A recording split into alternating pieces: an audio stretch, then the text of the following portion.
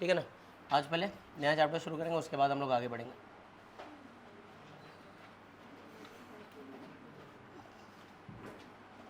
Redox and equivalent, ठीक है ना। रेडॉक्स एंड इक्विवेलेंट, चैप्टर का नाम रेडॉक्स एंड इक्विवेलेंट है, क्योंकि इक्विवेलेंट कॉन्सेप्ट हम लोगों ने पढ़ा था, लेकिन रेडॉक्स में अभी उसको अप्लाई करना बचता है अभी कि आखिर रेडॉक्स रिएक्शन में इक्विवेलेंट कॉन्सेप्ट का क्या रोल है, समझते हैं। जो भी फॉर्मूलेज वहाँ पढ़े हम लोगों ने वो काम आएंगे यहाँ पर भी, कि भाई इक्विवेलेंट मास क्या होता है, molar mass by n factor. यहाँ हाँ एन फैक्टर की परिभाषा यहाँ बदल जाएगी, molar mass by n factor या moles into n factor, moles into n factor, या फिर नॉर्मेलिटी इनटू वॉल्यूम, ये 3 फॉर्मूलेज थे। लेकिन पहले इसमें हम सबसे पहले तो बात करेंगे कि ऑक्सीडेशन नंबर या ऑक्सीडेशन स्टेट का क्या मतलब है। ऑक्सीडेशन स्टेट, शॉर्ट में इसको ओएस लिखूंगा मैं। ऑक्सीडेशन स्टेट किसी भी एटम का वो चार्ज है जो उस एटम पर आया होगा जब उस एटम ने कुछ इलेक्ट्रॉन लूज, गेन या शेयर किए हों। आरी बात में मतलब वो अनकंपाउंडेड स्टेट से कंपाउंडेड स्टेट में गया होगा। पहले कंपाउंड नहीं बना था, बाद में कंपाउंड बना, तो अब जब कंपाउंड बना है, बॉन्ड बना है, तो इलेक्ट्रॉनों का लॉस, गेन या शेयरिंग तो हुआ ही होगा। या तो इलेक्ट्रॉन लूज होंगे जिसकी वजह से प्लस का चार्ज आएगा, या तो इलेक्ट्रॉनों का गेन हुआ जिसकी वजह से माइनस का चार्ज, या इलेक्ट्रॉन शेयरिंग हुई होगी। हाँ, शेयरिंग में वैसे तो कोई रियल चार्ज नहीं आ रहा होगा, शेयरिंग से कोई रियल चार्ज नहीं आएगा, लेकिन हाँ हाइपोथेटिकल चार्ज तो आएगा depending on the electronegativity difference between the atom to which this atom would have got bonded. एक पर्टिकुलर एटम है जो किसी के साथ बॉन्ड बना रहा है, कोवेलेंट बॉन्ड बना रहा है, तो कोवेलेंट बॉन्ड में एक्चुअल ट्रांसफर ऑफ इलेक्ट्रॉन नहीं होता है, इलेक्ट्रॉनों का लॉस या गेन नहीं होता है, शेयरिंग होती है। बस शेयरिंग होने से वाला चार्ज कैसे आ जाएगा भाई, कुछ ई एन डिफरेंस तो रहा होगा दोनों में, कुछ पोलैरिटी तो आएगी बॉन्ड में, तो जो ज़्यादा इलेक्ट्रोनेगेटिव है उस पर हम हाइपोथेटिकली माइनस का चार्ज दे देते हैं, और जो कम इलेक्ट्रोनेगेटिव है उस पर हाइपोथेटिकली +1 का चार्ज दे देते हैं। वही मैं सिखाने जा रहा हूँ यहाँ पर, सब लोग देखेंगे। तो ऑक्सीडेशन स्टेट का मतलब क्या है, प्लीज़ शांत रहना। मान लो अपने पास क्लोरीन है, ठीक है ना, कह रहा हूँ शांत रहना। क्लोरीन जो है नेचुरल स्टेट में रखा हुआ है, क्या नेचुरल स्टेट में इस पर कोई चार्ज नहीं आएगा। नेचुरल का मतलब क्लोरीन से बॉन्ड बना रहा है, जाहिर सी बात है इसमें कोई पोलैरिटी डिफरेंस भी नहीं है, तो यहाँ का जो चार्ज है कितना हो जाएगा, 0 हो जाएगा। लेकिन अब ये कई डिफरेंट तरह के कंपाउंड बना सकता है। फॉर एग्जाम्पल ये HCl बना सकता है, NaCl बना सकता है, बोलो आ रही बात समझ, और भी डिफरेंट कंपाउंड। फॉर एग्जांपल मान लो मैंने NaClO3 लिख दिया, ऐसे बहुत सारे इसके डिफरेंट कंपाउंड बन गए। अब इस पर चार्ज आएगा ही आएगा। HCl एक कोवेलेंट कंपाउंड है, लेकिन हम जानते हैं कि हाइड्रोजन और क्लोरीन में इलेक्ट्रोनेगेटिविटी का डिफरेंस होता है। हाइड्रोजन कम इलेक्ट्रोनेगेटिव है और क्लोरीन ज़्यादा इलेक्ट्रोनेगेटिव। जो कम इलेक्ट्रोनेगेटिव है उस पर कैसा चार्ज आएगा, +1, और जो ज़्यादा इलेक्ट्रोनेगेटिव है उस पर -1 का चार्ज आ जाएगा। बोलो आ रही बात समझ। HCl में NaCl एक आयनिक कंपाउंड है, यहाँ पर रियल चार्ज आएगा, +1 और -1 यहाँ का रियल चार्ज है। लेकिन HCl एक कोवेलेंट कंपाउंड है, तो कोवेलेंट कंपाउंड में ये जो आपने चार्ज दिया है ये कोई रियल चार्ज नहीं है, ये हाइपोथेटिकल चार्ज है, अज्यूम किया हुआ चार्ज है, depending on E N difference. ये भी एक आयनिक कंपाउंड है वैसे तो, सोडियम और क्लोरेट इनके बीच में तो प्लस और माइनस का चार्ज है, लेकिन क्लोरीन का जो ऑक्सीडेशन स्टेट यहाँ निकालेंगे जब हम लोग बाद में, तो +5 आएगा। आ रही बात समझ। तो ऑक्सीडेशन स्टेट का बेसिक मतलब क्या है कि कितना चार्ज किसी भी एक एटम पर आया है। याद रखना, charge on a single atom is called oxidation state. एक एटम पर जितना चार्ज आया जब वो अनकंपाउंडेड स्टेट से कंपाउंडेड स्टेट में गया होगा, तो इसको हम क्या बोलेंगे, oxidation state. So this is uncompounded state, या प्योर फॉर्म कह लो ना, सीधी बात है, ये प्योर फॉर्म से कंपाउंड में बदला,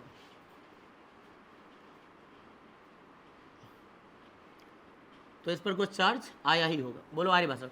सिमिलरली मान लो मैं हाइड्रोजन की बात करूँ, तो हाइड्रोजन जब H और H के बीच में बॉन्ड बना तो कोई चार्ज नहीं आया होगा, लेकिन ये H जो है जुड़ सकता है किसके साथ, HCl बना सकता था, या फिर ये फॉर एग्जांपल सोडियम हाइड्राइड बना सकता था। अब यहाँ पर तुम देख रहे हो ऑक्सीडेशन स्टेट हम असाइन करना सीख जाएंगे तो +1 बताएंगे, और यहाँ ऑक्सीडेशन स्टेट असाइन करना सीख जाएंगे तो -1 बताएंगे। आखिर ऐसा क्या हो रहा है कि यहाँ पर चार्ज अलग है, यहाँ पर चार्ज अलग है, यही सब हम सीखेंगे कि ऑक्सीडेशन स्टेट का बेसिक मतलब क्या है। तो ऑक्सीडेशन स्टेट का मतलब charge on a single atom, charge on a single atom that arises when an element converts from non compounded state या प्योर फॉर्म कह लो टू द कंपाउंडेड स्टेट।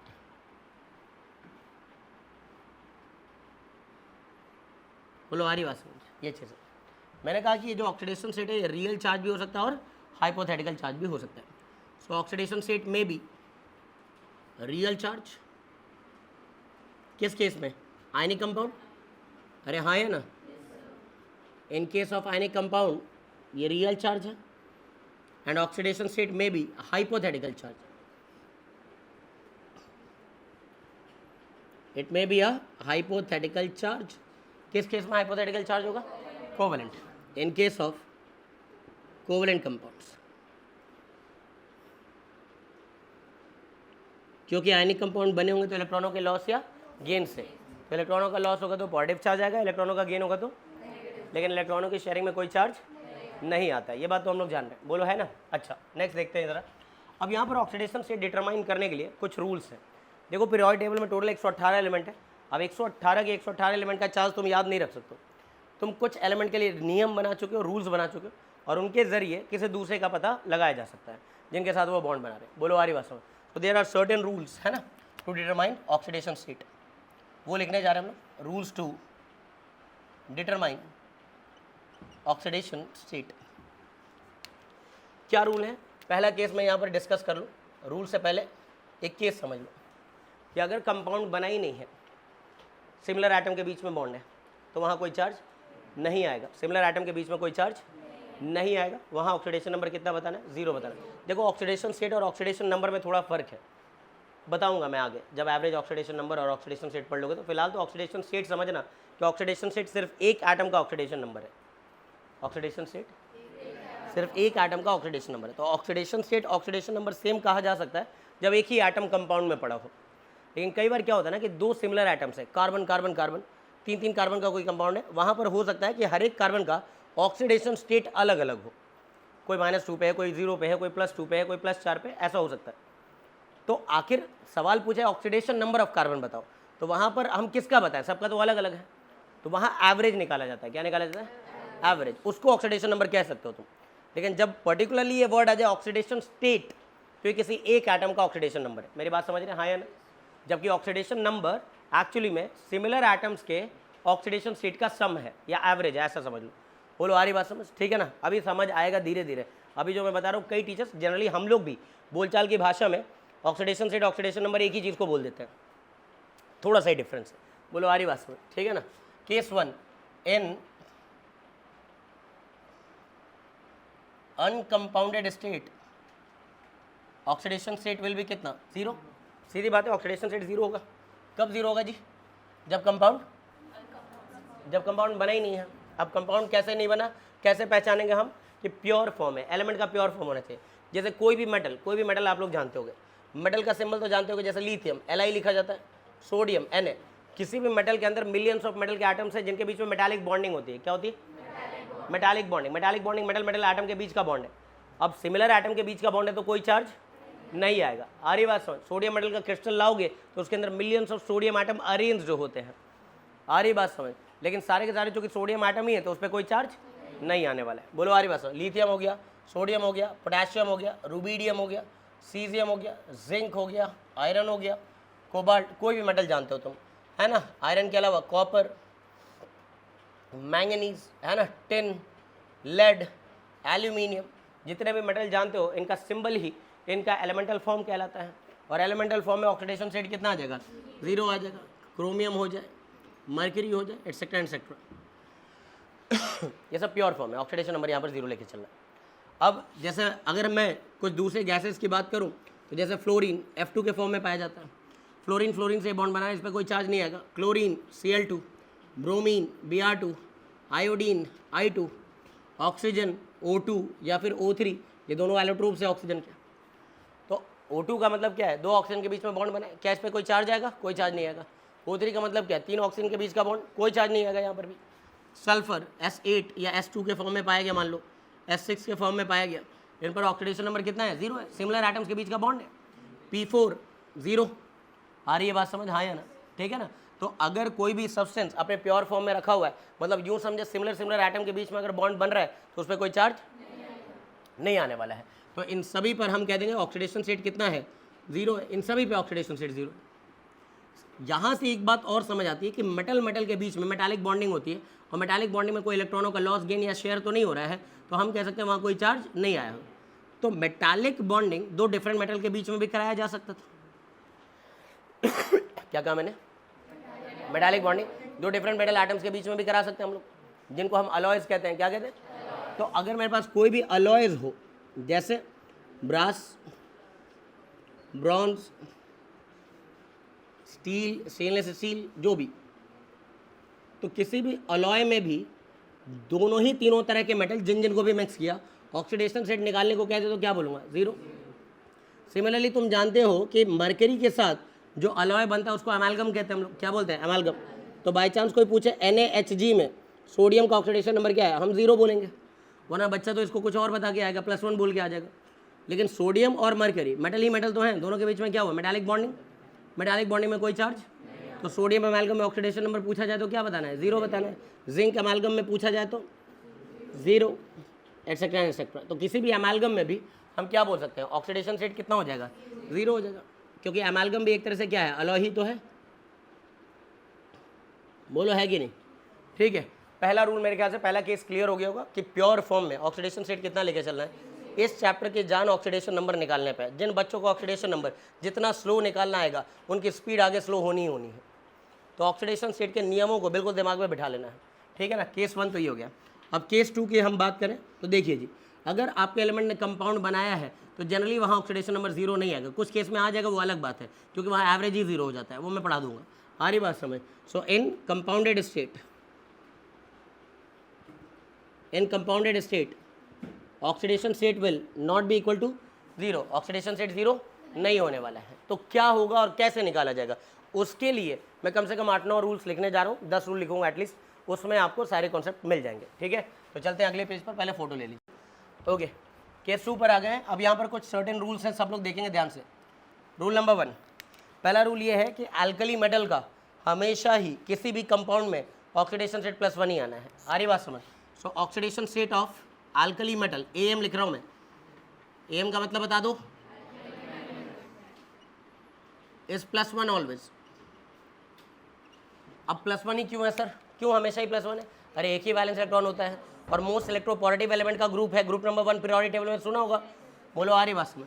तो रीज़न अगर कोई पूछे कि सर +1 ही क्यों बता रहे हो आप, तो रीज़न वाले क्वेश्चन आजकल आ जा रहे हैं। रीज़न एक तो इनका इलेक्ट्रॉनिक कॉन्फ़िगरेशन, इनका वैलेंस शेल का इलेक्ट्रॉनिक कॉन्फ़िगरेशन किस टाइप का होता है? NS1 टाइप का होता है।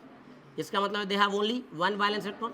अरे जिसके पास एक ही वैलेंस इलेक्ट्रॉन है वो इसको लूज ही करना चाहेगा और खुद पे कैसा चार्ज लेके आएगा? +1 का चार्ज लेकर के आएगा। मोस्ट इलेक्ट्रोपॉजिटिव एलिमेंट का ग्रुप है, ये भी आपने सुना ही होगा, मोस्ट इलेक्ट्रोपॉजिटिव, ठीक है ना। इसलिए ये हमेशा ही +1 शो करते हैं, ठीक है जी। अब अल्कली मेटल कईयों को पता ही नहीं है, पता होना चाहिए। हाइड्रोजन हटा दो, हाइड्रोजन लेकर के हेलिना की रब से फरियाद सुना होगा तुमने। बोलो आ रही बात समझ? ठीक है ना। लेकिन हाइड्रोजन तो नॉन मेटल, उसको हटा दिया मैंने। लीना की रब से फरियाद, या दूसरे कोड जानते हो तो वो सब याद कर सकते हो। लीना की रबड़ी सस्ती फ्री, जो भी याद हो जाए। बोलो आ रही बात समझ? ठीक है ना।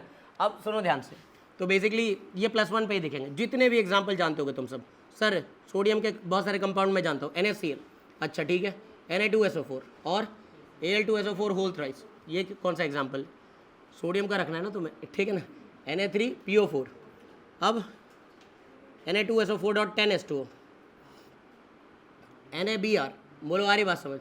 इन सभी में सोडियम दिख रहे कि नहीं दिख रहे? सोडियम का ही कंपाउंड है, तो सोडियम का एक तरफ से नियम फिक्स हो गया कि इसका ऑक्सीडेशन नंबर कितना लेना है। ऑक्सीडेशन स्टेट का मतलब एक सोडियम का चार्ज। देखिए यहाँ पर भले 2 सोडियम है, लेकिन मेरे को एक से मतलब है, एक का चार्ज +1 फिक्स है, एक का चार्ज, वो अलग बात है कि टोटल कैटायनिक चार्ज +2 है। टोटल, हाँ यहाँ 2 सोडियम है, एक का तो +1 फिक्स है, तो 2 का कितना हो जाएगा? +2। रेहान को समझ आ रहा है? हाँ, यहाँ पर कितने सोडियम है, तो एक का कितना चार्ज है? +1। तो मैं एक का ही बताना है, अगर ऑक्सीडेशन नंबर पूछे या ऑक्सीडेशन स्टेट पूछे तो एक का ही बताना है। बोलो आ रही बात समझ? ठीक है ना। यहाँ पर भी +1, ऐसा कंपाउंड बन जाने से डरना नहीं है, इसको ग्लोबल सॉल्ट बोलते हैं, अगर थोड़ा बहुत याद आ रहा तो ग्लोबल सॉल्ट। यहाँ पर सोडियम ब्रोमाइड में भी कितना है? +1। खाली सोडियम में क्या, दुनिया का कोई भी कंपाउंड उठा लो, ठीक है ना। जैसे मान लो मैंने Na3AlF6 उठा लिया, ठीक है, पोटेशियम से बना हुआ कंपाउंड KO2 ले रहा हूँ मैं, या फिर K2O ले रहा हूँ, या फिर मैं Na2O2 ले रहा हूँ। ये जितने भी मैंने कंपाउंड लिए हैं, इन सब में एक बात होता है कि अल्कली मेटल दिख रहा है, और अल्कली मेटल दिखेगा ना बच्चों, तो ऑक्सीडेशन स्टेट कितना लेके आना है? +1। एक 3 सोडियम है, मेरे को एक सोडियम से मतलब है, एक सोडियम का +1 फिक्स है। 3 सोडियम है तो भले +3 का टोटल चार्ज है, मैं टोटल चार्ज निकाल नहीं रहा, मैं ऑक्सीडेशन स्टेट निकाल रहा हूँ, और ऑक्सीडेशन स्टेट का मतलब एक एटम का चार्ज निकाल रहा हूँ। बोलो आ रही बात समझ? है कि नहीं। KO2 में भी अगर मैं पूछूँ पोटेशियम का कितना है, +1। और मेरी बात को समझो, अगर तुम्हारे पास बाइनरी कंपाउंड है, क्या है बाइनरी कंपाउंड, बाइनरी मतलब 2 एलिमेंट से बने हुए, तो अगर उसमें एक का पता चल जाए तो दूसरे का निकाल ही लूँगा मैं बाइनरी में। हाँ वो अलग बात है 3 एलिमेंट 4 एलिमेंट 5 एलिमेंट मिलके बने, उनमें किसी एक का निकालना है तो मुझे 4 में से 3 का तो चाहिए। अरे नहीं समझ रहे हो मेरी बात। जैसा ये KO2 में तुम्हें किसका पता है, तो क्या ऑक्सीजन का नहीं अंदाज़ा लग जाएगा। एक पोटेशियम कितना चार्ज फेंक रहा है +1, तो 2 ऑक्सीजन पे -1, 2 ऑक्सीजन का मिल करके -1 आना चाहिए। अरे यार कंपाउंड है तो न्यूट्रल तो है, कंपाउंड पे नेट चार्ज तो 0। पोटेशियम का कितना चार्ज, तो 2 ऑक्सीजन पे कितना चार्ज -1, तो 1 ऑक्सीजन पे कितना चार्ज -1/2। ये ऑक्सीजन का मिल गया उसकी मदद से, क्योंकि ऑक्सीजन का वेरिएबल हो सकता है -2 हो सकता है, -1 हो सकता है, -1/2 हो सकता है, +1 हो सकता है, +2 हो सकता है, ऑक्सीजन का डिफरेंट हो सकता है। तो यार मुझे अगर कोई ऐसा एलिमेंट है जिसका बदल सकता है लेकिन वो जुड़ा ऐसे के साथ है जिसका नहीं बदल सकता है, तो जिसका नहीं बदल रहा उसके वजह से दूसरे का पता लगा लेंगे। बात नहीं समझ आ रही। सोडियम पोटेशियम का हमेशा कितना चार्ज है, तो 2 ऑक्सीजन पे मिल करके -1, 2 ऑक्सीजन पे मिल करके -1, तो 1 पर तो -1/2। आपसे ऑक्सीडेशन स्टेट पूछा गया और ऑक्सीडेशन स्टेट का मतलब एक एलिमेंट का चार्ज, एक एलिमेंट का, एक एटम का चार्ज। बोलो आ रही बात समझ। तो इसका मतलब हो गया कि एक पोटेशियम अगर +1 का चार्ज ला रहा है तो 2 ऑक्सीजन पे -1 का टोटल चार्ज है, मतलब इस पर -1/2 आ गया। अब थोड़ा यहाँ दिमाग लगाते हैं। एक पोटेशियम कितना चार्ज, कितने पोटेशियम है +2 का टोटल चार्ज कटायनिक हो गया, तो अनायनिक -2 का चार्ज आ गया। एक ऑक्सीजन पे कितना चार्ज है, यहाँ पे अलग चार्ज है, यहाँ पे अलग चार्ज है, हाँ कि ना, समझ आने लगेगी। तो इस चैप्टर में यही तो पहला काम है, सही ऑक्सीडेशन नंबर निकाल लेना। बोलो आ रही बात समझ। शुरू के बहुत बेसिक क्वेश्चन यही मिलेंगे कि भाई ऑक्सीडेशन स्टेट तो तुम्हें याद हो जाए, कुछ एक्सेप्शनल केसेस हैं लेकिन उसका लॉजिक मैं दूंगा, एक्सेप्शन है तो लॉजिक तो होगा। बोलो आ रही बात समझ। सोडियम की बात करें, एक सोडियम कितना चार्ज, कितने सोडियम, 2 का कितना चार्ज, तो 2 ऑक्सीजन पे कितना चार्ज, 2 ऑक्सीजन पे टोटल -2 आना चाहिए।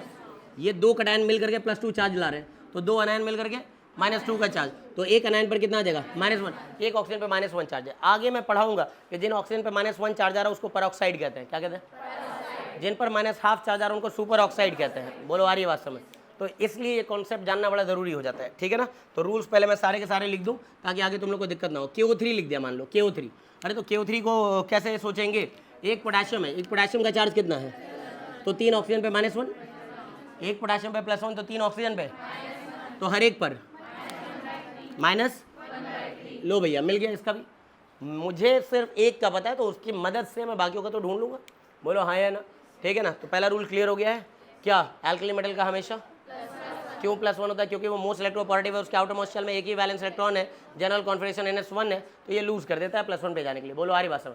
और दूसरी बात S ब्लॉक में पढ़ाया भी जाता था या पीरियोडिक टेबल में हम लोग पढ़ाते भी हैं कि alkali metal variable oxidation state show, S block के कटायन का, S ब्लॉक के एलिमेंट कभी भी वेरिएबल ऑक्सीडेशन नंबर शो, इनका फिक्स है, इनका फिक्स है। ट्रांजिशन मेटल का डिफरेंट हो सकता है। P ब्लॉक के heavier metal variable oxidation number दिखा देते हैं, जैसा टिन +2 +4 दोनों दिखाता है, लेड +2 +4 दोनों दिखाता है। बोलो आ रही बात। और ट्रांजिशन मेटल पे तो भरे पड़े गला आज खराब ना कर लो। मैं एक पानी के लिए बोल देना यार जरा उनको, परसों जरा पॉज कर लो। हाँ पहला रूल हमारा क्लियर हो गया होगा, ठीक है ना। ये ऑक्सीडेशन स्टेट जो होता है एल्कली मेटल का हमेशा किसी भी कंपाउंड में कितना होता है +1 होता है। रूल नंबर 2 है कि किसी भी अल्कलाइन अर्थ मेटल का ऑक्सीडेशन स्टेट हमेशा कितना होता है +2 होता है। अल्कलाइन अर्थ मेटल ना सेकंड ग्रुप का मेटल जो होता है, जिसमें बेरिलियम आते हैं, मैग्नीशियम आते हैं, कैल्शियम, स्ट्रोंशियम और बेरियम, कईयों को पता भी होगा। रूल नंबर 2 है oxidation state of alkaline earth metal, ठीक है ना, इज +2 ऑलवेज, +2 ऑलवेज। इसका हमेशा ही कितना होता है +2 होता है। अब अल्कलाइन अर्थ मेटल का +2 क्यों आता है, रीज़न क्या है सर। रीज़न है कि इसका इलेक्ट्रॉनिक कॉन्फ़िगरेशन अगर देखा जाए तो भैया इसका इलेक्ट्रॉनिक कॉन्फ़िगरेशन किस टाइप का होता है, NS2। आउटर मोस्ट शेल के एस सब शेल में कितने बैलेंस इलेक्ट्रॉन होते हैं, 2 बैलेंस इलेक्ट्रॉन। जिसके पास 2 है, 4 से कम है वो तो लूज ही करना चाहता है। जनरली 10th के टीचर ये सब पढ़ाते थे, 4 से कम है तो लूज, 4 से ज़्यादा है तो गेन और 4 है तो शेयरिंग कर लेता है, ऐसा बता देंगे, ठीक है ना। बैलेंस इलेक्ट्रॉन की अगर हम लोग बात करें तो इनके पास बैलेंस इलेक्ट्रॉन है 2, और ये सेकेंड मोस्ट इलेक्ट्रोपॉजिटिव मेटल्स का ग्रुप है। बोलो आ रही बात। तो इनके पास कोई ऑप्शन नहीं बचता है सिवाय इसके कि इलेक्ट्रॉन लूज कर दो, ये इलेक्ट्रॉन गेन भी नहीं कर सकता। बोलो है कि नहीं। तो अल्कलाइन अर्थ मेटल की अगर मैं बात करूं तो मेरे पास हो जाएगा beryllium, magnesium, calcium, strontium, barium और रेडियम। रेडियम रेडियो एक्टिव है, वैसे लिखना चाहो तो तुम लिख लो, है ना। बेटा मांगे कार स्कूटर बाप राजी, बेटा मांगे कार स्कूटर बाप राजी, या बेटा मांगे कन्या सुंदर बाप राजी, है ना। अभी नहीं राजी, ठीक है ना। बात को समझो, इतना समझ आ गया। अब यहाँ से तुम लोग ना कई कंपाउंड बना सकते हो। फॉर एग्जांपल मैग्नीशियम कार्बोनेट, जैसे मैग्नीशियम ऑक्साइड, जैसे कैल्शियम का एक ये वाला ऑक्साइड दिया मैंने, तुम्हें ढूंढना है कि उसमें कितना ऑक्सीडेशन नंबर आ रहा है। BaO2, ठीक है ना, CaCO3, calcium sulphate, calcium sulphate dot 2s2, Ca3PO4 whole twice.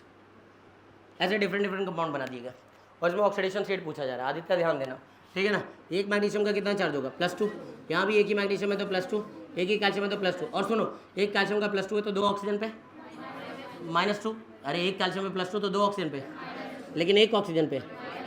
हाँ, तो अगर ऑक्सीजन का ऑक्सीडेशन स्टेट पूछता तो -1 बताना था, ना कि यहाँ -2 बताना था। ऑक्सीडेशन स्टेट मतलब एक एटम का चार्ज बताना है। किसका चार्ज बताना है? एक कैल्शियम पे +2 मतलब 2 ऑक्सीजन पे -2 मतलब हर ऑक्सीजन पे -1, ठीक है ना।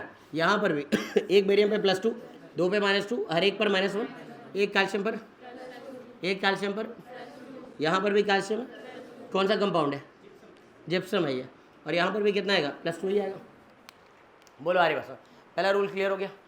एल्कली मेटल का ऑक्सीडेशन स्टेट हमेशा, एल्कलाइन अर्थ मेटल का हमेशा +2 होता है, ठीक है जी। अब rule number 3, oxidation state of fluorine is -1। Fluorine का जनरली कितना आता है? मैंने जनरली क्या, ज़्यादातर समय तो यही आएगा -1। एक ही एग्जांपल है जहाँ पर ये +1 है, लेकिन इतना तो पहले समझ के चलेंगे, है ना। इसका भी रीज़न दीजिए सर इसके सपोर्ट में, क्यों -1। पहली बात की, इसका electronic configuration, electronic configuration of fluorine लिखना तो आता ही होगा यहाँ बैठे हुए बच्चों को। 9 वैलेंस इलेक्ट्रॉन है, तो इसका helium 2s2 2p5, 1s2 2s2 2p5, ऐसे ही तो लिखते होगे। बोलो हाँ कि ना। कितने वैलेंस इलेक्ट्रॉन नजर आ रहे हैं? 5 कह रहे हैं कुछ लोग, उनको वैलेंस इलेक्ट्रॉन ही देखना नहीं आता। इसके पास टोटल कितने वैलेंस इलेक्ट्रॉन है जी? 7 वैलेंस इलेक्ट्रॉन है। कितने की कमी है? एक ही गेन करता है, तो इसीलिए ये गेन कर लेता है, गेन्स 1 इलेक्ट्रॉन। दूसरी बात, इसके सपोर्ट में दूसरा रीज़न ये है कि it is the most electronegative element of the periodic table. और अगर मोस्ट इलेक्ट्रोनेगेटिव है तो जनरली इलेक्ट्रॉन लूज नहीं करेगा। ये इलेक्ट्रॉन लूज इससे करवाना इतना आसान नहीं होगा। इलेक्ट्रोनेगेटिव एटम इलेक्ट्रॉन गेन करना चाहते हैं, तो फ्लोरीन इसलिए माइनस में चला जाएगा, सही है। अब जैसे एग्जाम्पल लेते हैं हम लोग, किसी ने हाइड्रोजन फ्लोराइड बना दिया, सोडियम फ्लोराइड बनाया, कैल्शियम फ्लोराइड बना दिया, है ना। Na3Al(F6) अभी लिखा था मैंने, ये बना दिया मैंने, ठीक है ना। Na3CrF6 कॉम्प्लेक्स बना दिया। कॉम्प्लेक्स तो समझते ही होंगे, फाउंडेशन कंपाउंड में ये सब हम लोग पढ़ते भी थे। बोलो आ रही बात समझ, ठीक है ना। नेक्स्ट आपके पास OF2 कंपाउंड है, O2F2 कंपाउंड है ना, HgF2 है आपके पास। इस तरह से डिफरेंट डिफरेंट हम लोगों ने कंपाउंड बना दिया। अब इसमें आपको पता है कि फ्लोरीन का कितना होता है? -1। तो हाइड्रोजन पे कितना आ रहा होगा? +1, है कि नहीं। फ्लोरीन का कितना है? -1, और इसका +1 होता भी है। इस पर -1 है तो 2 का मिला के -2 है, तो कैल्शियम पे +2 भी आ गया। और ये बात सही है, कैल्शियम का +2 होना भी चाहिए था, कैल्शियम का। अच्छा, ज़्यादातर केसेस में जब ये नीचे के नंबर्स अलग है ना, तो ये इसका चार्ज होता है, ये इसका चार्ज होता है, ये तो सुना ही होगा, है ना। अगर A2B3 टाइप का सॉल्ट है तो A पे +3 चार्ज आएगा और B पे -2 चार्ज आएगा, ये तो जान ही रहोगे, है कि नहीं। अब Na3Al(F6) में एक सोडियम का +1 तो 3 का, सब लोग देखते रहना, एक सोडियम का +1 तो 3 का, एक फ्लोरीन पर -1 तो 6 का, इसका -6, इसका +3, है ना। तो एल्यूमिनियम पे कितना आना चाहिए? +3 आना चाहिए। एल्यूमिनियम का मिल गया इन दोनों की मदद से, बोलो हाँ है ना। खैर यहाँ पर भी यही है, इसका तो +1 होता है और इसका कितना होता है? इनका मिला के टोटल चार्ज +3, इनका मिला के टोटल चार्ज -6, +3 और -6 मिला के -3। तो क्रोमियम पर कितना आना चाहिए? +3, तभी तो नेट चार्ज 0 होगा। अरे किसी भी न्यूट्रल कंपाउंड पे नेट चार्ज मतलब तुम देखो, मुझे 2 का पता था, मैंने तीसरे का पता लगा लिया। 2 एलिमेंट में से एक का पता है तो दूसरे का पता लगा लेंगे, यही तो करते हुए चल रहे हैं हम लोग। अरे हाँ कि ना। हाँ, इसमें बताना OF2 में फ्लोरीन का कितना होता है? -1, तो 2 फ्लोरीन का -2, तो ऑक्सीजन पे माइनस क्यों? प्लस। जो ज़्यादा इलेक्ट्रोनेगेटिव है उस पर नेगेटिव और जो कम इलेक्ट्रोनेगेटिव है उस पर पॉजिटिव। ज़्यादा इलेक्ट्रोनेगेटिव पे माइनस आएगा, कम इलेक्ट्रोनेगेटिव पे प्लस आएगा। अब यहाँ पर एक फ्लोरीन का, दो फ्लोरीन का, तो दो ऑक्सीजन पे +2, दो ऑक्सीजन पे +2, हर ऑक्सीजन पे ऑक्सीडेशन स्टेट पूछेगा तो एक एटम का बताना है, सीधी सी बात है, बोलो हाँ या ना। अब इस वाले में फ्लोरीन का -1, दो पे -2, तो इस पे कितना आ जाएगा, +2 आ जाएगा, बोलो हाँ कि ना। क्या इसमें कोई दिक्कत है? नहीं सर। F2 में कितना आएगा? हाँ, कोई ऐसा तो नहीं है ना -2 बोलने वाला। F2 का कितना हो जाएगा? 0।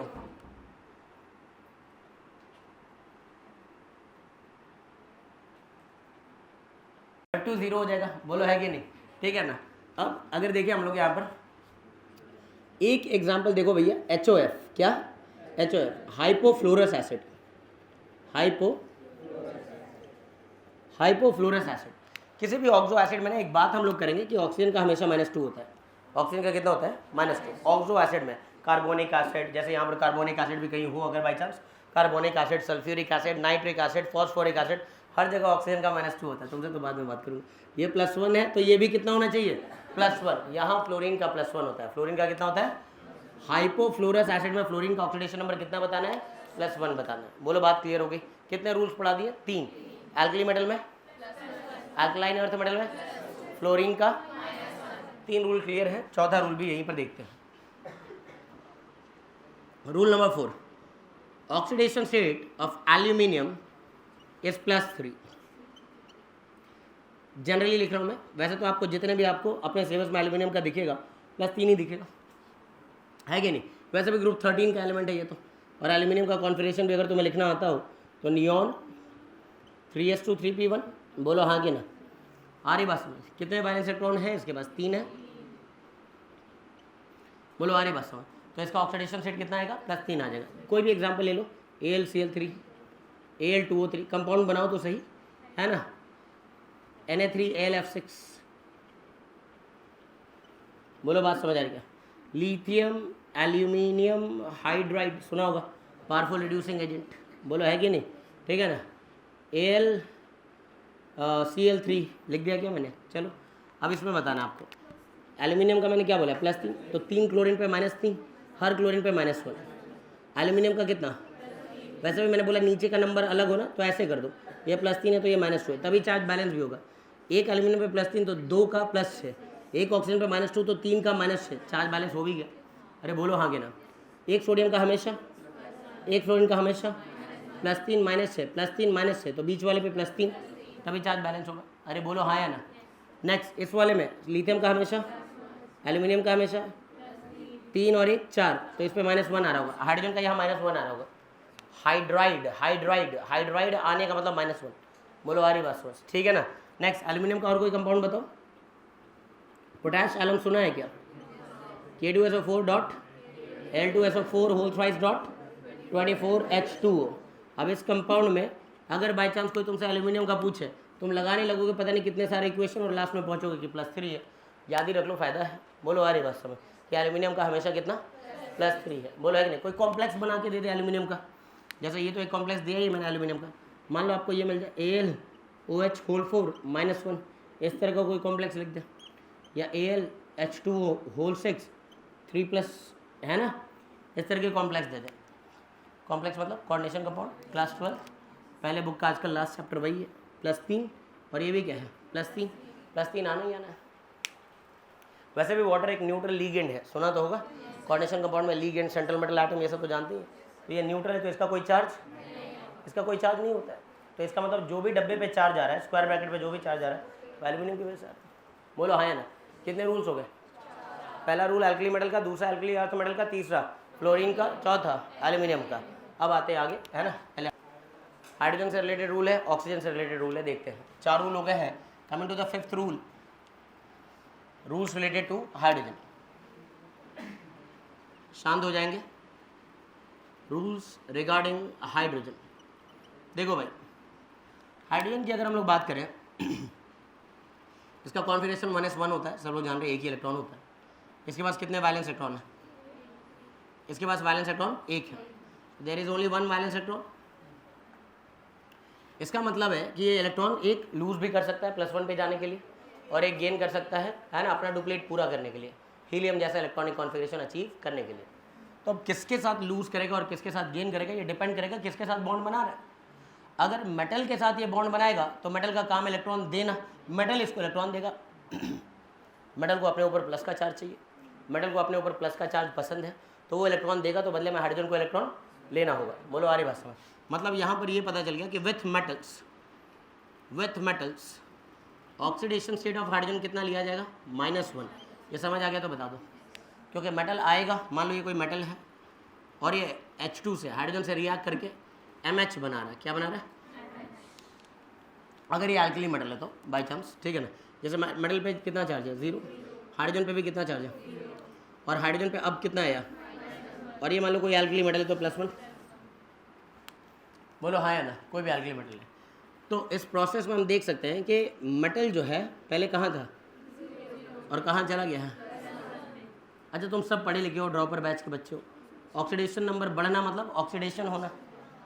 बोलो तो अल्कली मेटल या कोई मेटल हाइड्रोजन से रिएक्ट करके ऑक्सीडाइज हो रहा है, रिड्यूस हो रहा है। बट वो डेफिनेशन अगर तुम जानते हो तो gain of hydrogen is reduction.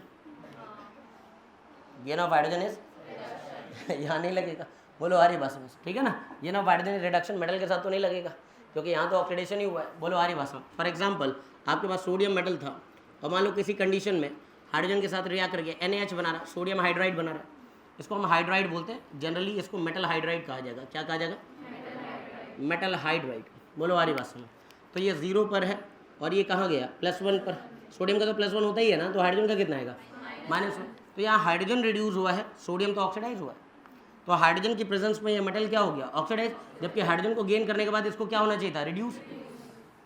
इसलिए मैं कह रहा हूँ कि खाली डेफिनेशन रटने से काम नहीं चलेगा, है ना। प्रोसेस में समझ आना चाहिए कब कौन इलेक्ट्रॉन लूज कर रहा है, कब कौन इलेक्ट्रॉन गेन कर रहा है। हम कभी जनरल बात कर रहे हैं कि मेटल के साथ ऑक्सीडेशन स्टेट हाइड्रोजन का कितना आएगा? -1।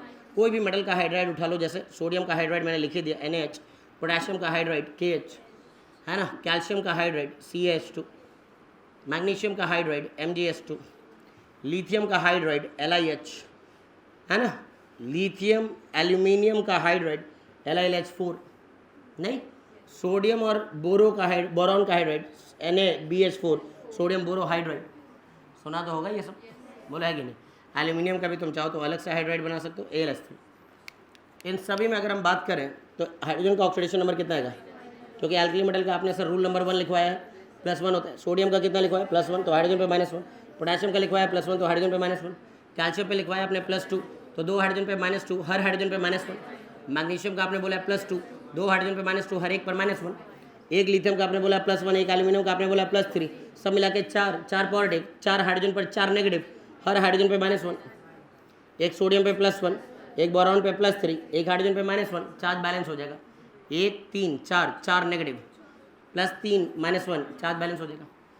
मेटल्स के साथ हाइड्रोजन का ऑक्सीडेशन नंबर -1, उनको मेटल हाइड्राइड्स कहते हैं। क्या कहते हैं? अब अगर मैं नॉन मेटल्स के साथ जाऊँ, किनके साथ? तो जनरली जितने भी नॉन मेटल्स हैं ना, वो हाइड्रोजन से ज़्यादा इलेक्ट्रोनेगेटिव होते हैं, हाइड्रोजन से, और ज़्यादा इलेक्ट्रोनेगेटिव वाले माइनस का ही चार्ज लेके आएंगे। बोलो आ रही बस में, ठीक है ना।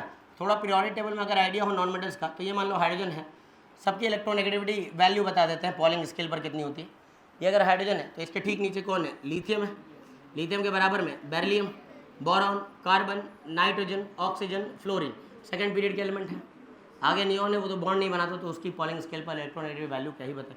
नीचे आ जाओ, सोडियम यहाँ, मैग्नीशियम यहाँ, aluminium, silicon, phosphorus, sulphur, chlorine और 2 हाइड्रोजन और है, ब्रोमीन और आयोडीन। तो अगर पॉलिंग स्केल पर इनकी इलेक्ट्रोनेगेटिविटी वैल्यू देखें तो इसका रहा होगा 2.1। चेक कर लेना, 2.1 रहता है इसका पॉलिंग स्केल पर इलेक्ट्रोनेगेटिव वैल्यू। पीरियोडिक टेबल में हम लोग पढ़ भी लेंगे। इसका 1 रहता है। कितना रहता है? 1। और इस पे ना 0.5 बढ़ाते चलो। 1.5 इसकी इलेक्ट्रोनेगेटिविटी वैल्यू है, 2.0, 2.5, 3.5 और 4.0। ये पॉलिंग स्केल पर इलेक्ट्रोनेगेटिव वैल्यू असाइन कर रहा हूँ मैं। थोड़ा सा इसका भी ज्ञान होना चाहिए इस चैप्टर में, इलेक्ट्रोनेगेटिविटी का भी। डाउन द ग्रुप जाने पर इलेक्ट्रोनेगेटिविटी घट जाती है, सब लोग जान रहे हैं। इसका 1 से कम होकर के 0.9 हो जाता है। इसमें 0.3 बढ़ाएंगे, 1.2, 0.9 में 0.3 बढ़ाया, 1.2, 1.5, 2.1। इन दोनों में 2.1 के बाद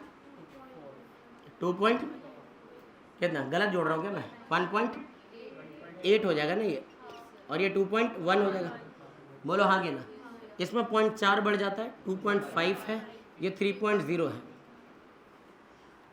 आ रही है बात समझ? इन दोनों की इलेक्ट्रोनेगेटिव सेम होती है। कई सेम इलेक्ट्रोनेगेटिविटी वाले एलिमेंट होते भी है ना। फॉस्फोरस और हाइड्रोजन सेम इलेक्ट्रोनेगेटिविटी पर होते हैं। नीट में तो इस बार सवाल भी था इन्हीं दोनों की इलेक्ट्रोनेगेटिविटी पर, पी और एच बॉन्ड के पॉलराइजेशन पर। अगर तुमने दिया है पेपर तो याद भी होगा, नहीं तो बस ऐसे ही दे दिया तो कुछ नहीं याद होगा। खैर है ना, नीचे आओगे तो ये कम हो जाएगा, 2.8 2.5 ये ऐसे। पॉलिंग स्केल पर कुछ इलेक्ट्रोनेगेटिव वैल्यू मैंने लिख दी है। इसकी क्या जरूरत पड़ेगी? थोड़ा सा ईएन का आइडिया होना चाहिए, कौन ज़्यादा इलेक्ट्रोनेगेटिव है, कौन कम इलेक्ट्रोनेगेटिव है। बोलो आ रही बात समझ? ठीक है, तो मैं कह रहा हूँ नॉन मेटल्स को अगर हम देखें तो नॉन मेटल यहाँ दिख रहा होगा आपको, कार्बन दिख रहा है, नाइट्रोजन दिख रहा है, ऑक्सीजन दिख रहा है, फ्लोरीन दिख रहा है। इन सब के साथ जनरली है ना किसकी इलेक्ट्रोनेगेटिव वैल्यू ज़्यादा है? नॉन मेटल्स की। तो इसकी क्या है? कम है। तो जब इनके बीच में कोवेलेंट बॉन्ड बनेगा तो इस पर पॉजिटिव चार्ज आएगा, उन पर नेगेटिव चार्ज आएगा।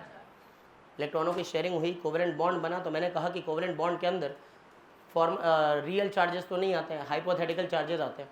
और हाइपोथेटिकल चार्ज कैसे असाइन करना है? इलेक्ट्रोनेगेटिविटी के आधार पर। जो ज़्यादा इलेक्ट्रोनेगेटिव है उस पर माइनस, और जो कम इलेक्ट्रोनेगेटिव है उस पर, मतलब कोवेलेंट बॉन्डिंग का एक छोटा सा नियम है। मान लो ए और बी के बीच में कोवेलेंट बॉन्ड बना, और ए और बी में बी अगर ज़्यादा इलेक्ट्रोनेगेटिव है तो एक बॉन्ड की वजह से इस पर -1 चार्ज दो और इस पर +1 चार्ज दो। ये बॉन्ड मान लेना कि टूटा होगा तो कुछ ऐसे टूटा होगा। बोर्ड पे देखेंगे ना, टाइम अपने आप बीत जाएगा, ठीक है ना। ए और बीच के बीच में अगर डबल कोवेलेंट बॉन्ड है, बी ज़्यादा इलेक्ट्रोनेगेटिव है। अब इस बॉन्ड को अगर हम देखें तो इस पर -2 चार्ज देना होगा और इस पर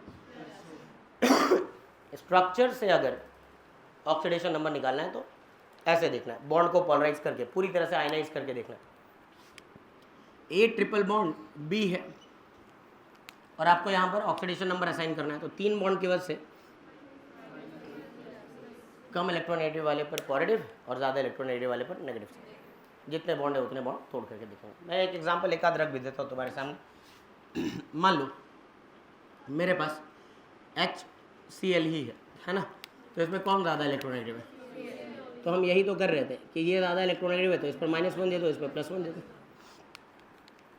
मान लो हमारे पास कार्बन और ऑक्सीजन में कौन ज़्यादा इलेक्ट्रोनेगेटिव है? तो ये 2 बॉन्ड अगर टूटेगा तो इस पर आएगा -2 और इस पर आएगा +2। इस इलाके के भी बॉन्ड को तोड़ना होगा, -2 +2, तो कार्बन पे +4 का टोटल चार्ज आ गया। आ रही बात समझ? सिमिलरली अगर मान लो आपके पास हाइड्रोजन साइनाइड है HCl, नाइट्रोजन कार्बन में कौन ज़्यादा इलेक्ट्रोनेगेटिव है? Nitrogen. 3 most electronegative element phone होते हैं, फ्लोरीन, ऑक्सीजन, नाइट्रोजन।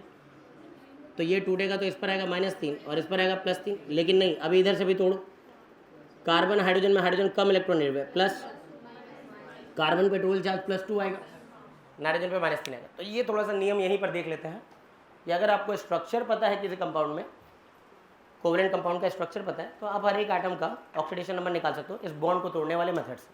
खैर अभी यहाँ बात कर रहे हैं कि नॉन मेटल्स के साथ हाइड्रोजन का ऑक्सीडेशन नंबर क्या होता है। सो रूल ये है कि with non metals oxidation state of hydrogen will be कितना? +1। हाइड्रोजन का ऑक्सीडेशन स्टेट नॉन मेटल के साथ कितना लिया जाएगा? सर क्यों +1 ले रहे हैं? क्योंकि जितने नॉन मेटल मैं दिखा रहा हूँ तुम्हें वो हाइड्रोजन से क्या है? ज़्यादा इलेक्ट्रोनेगेटिव है, उन पर माइनस, इन पर प्लस। सर कुछ एग्जांपल्स देते हैं हाइड्रोजन वाले, चलो भाई देख लो। कार्बन से बने हुए दिखा देता हूँ। कार्बन से तो हाइड्रोकार्बन ही बन सकता है। बोलो, एल्कीन जैसे मीथेन, इथेन, एल्कीन जैसे इथीन, अल्काइन जैसे इथाइन, जैसे बेंजीन, जो भी सोच सकते हो सोचो, कोई दिक्कत नहीं है। आ रही बात समझ? कार्बन हाइड्रोजन के बीच में बॉन्ड बना हुआ है, इसके पड़ोस में कौन है? नाइट्रोजन। नाइट्रोजन के हाइड्रोजन के साथ बॉन्ड बने तो अमोनिया, या फिर हाइड्राजीन N2H4, या फिर hydrazoic acid HN3। Hydrazoic acid नहीं पता था जो, वो लिख लिया करो हाथों। एक रफ नोटबुक तो साथ में चलना चाहिए। आ रही बात समझ कि भाई ये तो पहली बार सुना मैंने हाइड्राजोइक एसिड, क्योंकि इस चैप्टर की खास बात यही है कि सब जानने के बाद भी कुछ सवाल नहीं कर पाओगे, ये मैं पहले बता रहा हूँ। रेडॉक्स में क्यों सर? क्योंकि ये इनऑर्गेनिक केमिस्ट्री से पूरा लिंक हो जाता है आगे। कई ऑक्सो एसिड पता होना चाहिए, कई ऑक्सो एसिड। सवाल आ जाता है मेटाफॉस्फोरिक एसिड में फॉस्फोरस का ऑक्सीडेशन स्टेट क्या है? तो मेटाफॉस्फोरिक क्या है पहले ये तो बताओ। हाइड्राजोइक एसिड में 3 नाइट्रोजन का इंडिविजुअल ऑक्सीडेशन स्टेट बताओ। क्या कर पाओगे? कुछ नहीं, सब सिखाने के बाद भी। तो कभी भी ना एक चैप्टर पे कमांड होने का मतलब ये नहीं है कि आप स्कोर कर लोगे उस चैप्टर में। कई बच्चे एग्ज़ाम ऐसे ही देने जाते हैं कि मेरा ये चैप्टर हो गया, ये चैप्टर हो गया, अब तो कुछ कर ही लूँगा मैं। कंपटीशन वाले चालाक हैं, 2-3 चैप्टर को मिला करके कॉन्सेप्ट बना के एक सवाल बना देते हैं। जैसे सोल्यूशन कोऑर्डिनेशन मिला के एक सवाल बन जाता है, आयनिक इलेक्ट्रोकेमिस्ट्री मिला के एक सवाल बन जाता है, रेडॉक्स इलेक्ट्रोकेमिस्ट्री मिला के एक सवाल बन जाता है। तो जब तक सारे मतलब तुम जाहिर सी बात है केमिस्ट्री पढ़ रहे हो, तुम चैप्टर नहीं पढ़ रहे हो, तो केमिस्ट्री का पूरा नॉलेज होना चाहिए, मतलब ठीक ठाक उतना जितना कि नीट को क्रैक करने के लिए चाहिए या जेई को क्रैक करने के लिए चाहिए, है ना। कैजुअली पढ़ना बंद करो। ये बात समझ आ गई। फॉस्फोरस की अगर बात करें तो इसी की फैमिली में है फॉस्फोरस, तो फॉस्फोरस से बना हुआ फॉस्फीन हो सकता है, PS3, है ना, फॉस्फीन कहते हैं इसको। ऑक्सीजन की बात करें तो पानी हो सकता है, H2O2 हो सकता है। इसी फैमिली में जो सल्फर है, सल्फर के साथ बना हुआ H2S हो सकता है। बोलो आ रही बात समझ। और इसके पड़ोस में कौन है, हैलोजेंस है, तो हैलोजेंस के साथ HF, HCl, HBr और HI हो सकता है। ये मैंने हाइड्रोजन के कंपाउंड बना दिए नॉन मेटल्स के साथ। अब इनमें ऑक्सीडेशन स्टेट निकाल के देखना है मेरे को, ठीक है जी। सर ने कहा है कि नॉन मेटल के साथ हाइड्रोजन का +1 ले लेना। कितने हाइड्रोजन दिख रहे हैं मुझे, 4, तो 4 का कितना हो गया, +4, तो इस पर -1 आ गया होगा।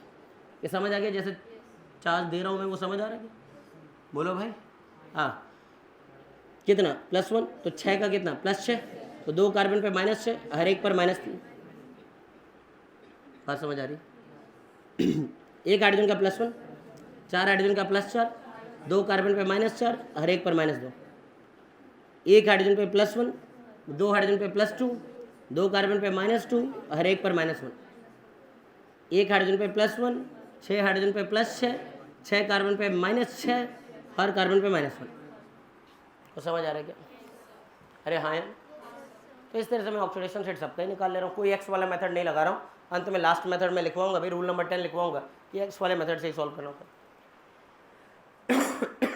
NH3 अमोनिया, नाइट्रोजन, हाइड्रोजन में नाइट्रोजन ज़्यादा इलेक्ट्रॉन है, इस पे +1। 3 का कितना, अरे 3 का कितना +3, तो नाइट्रोजन पे कितना -3।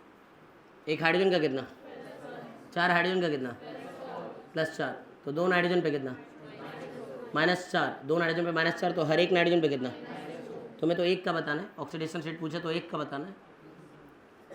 एक हाइड्रोजन का कितना, एक हाइड्रोजन का कितना, तो 3 नाइट्रोजन पर कितना -1, 3 नाइट्रोजन पर टोटल कितना आना चाहिए, तो हर एक पर कितना आना चाहिए, हाइड्रोजोइक एसिड में नाइट्रोजन का ऑक्सीडेशन स्टेट -1/3।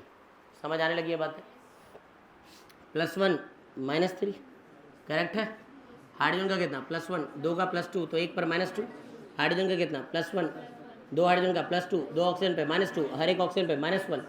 यहाँ पर +1 -2, यहाँ पे तो सब लोग जान रहे हैं +1 -1 +1 -1 +1 -1 +1 -1। क्या हाइड्रोजन से रिलेटेड सारे रूल्स क्लियर हैं? कोई दिक्कत? पेज नंबर बताओ। 5 रूल है ना। पहला रूल क्या था, अल्कली मेटल का, अल्कली मेटल का हमेशा oxidation number, alkaline earth metal का, फ्लोरीन का, एल्यूमिनियम का, हाइड्रोजन मेटल के साथ -1 और हाइड्रोजन नॉन मेटल के साथ। इतनी बात क्लियर है? मेटल के साथ तो -1 आएगा ना। बोलो ठीक है। अब 5 हो गए जी, 6 रूल पर आ गए हम। Coming to the rule number 6। Rule number 6 है rules regarding oxygen. Rules regarding, देखो सब लोग जान रहे हैं कि ऑक्सीजन का जनरल ऑक्सीडेशन स्टेट -2 होता है। फर्स्ट पॉइंट लिख रहा हूँ मैं, ये general oxidation state of oxygen is -2। और जब ये -2 होता है तो इसको ऑक्साइड कहते हैं। क्या कहते हैं? मतलब अगर कोई मुझसे ऑक्साइड आयन बोलेगा कि ऑक्साइड आयन क्या होता है आपको पता है, तो मैं O पर -2 लगा दूंगा। इस आयन को ऑक्साइड आयन बोलते हैं। O पर -2 को क्या बुलाते हैं? अब जनरल ऑक्सीडेशन स्टेट है, लेकिन ऑक्सीजन -1 पे भी होता है, -1/2 पे भी होता है, ठीक है ना। अब यहाँ पर कुछ और लिख रहा हूँ मैं। अब मैं बता रहा हूँ कि ये जो मैं भले अलग से लिखवा रहा हूँ ना, अगर मैं इसके बारे में कुछ नहीं भी बताता तो ऑक्सीडेशन स्टेट तुम सही से निकाल लेते। देखो जैसे मैं तुम्हें कुछ एग्जांपल्स दे रहा हूँ, मैं कह रहा हूँ इसमें ऑक्सीजन का बता दो।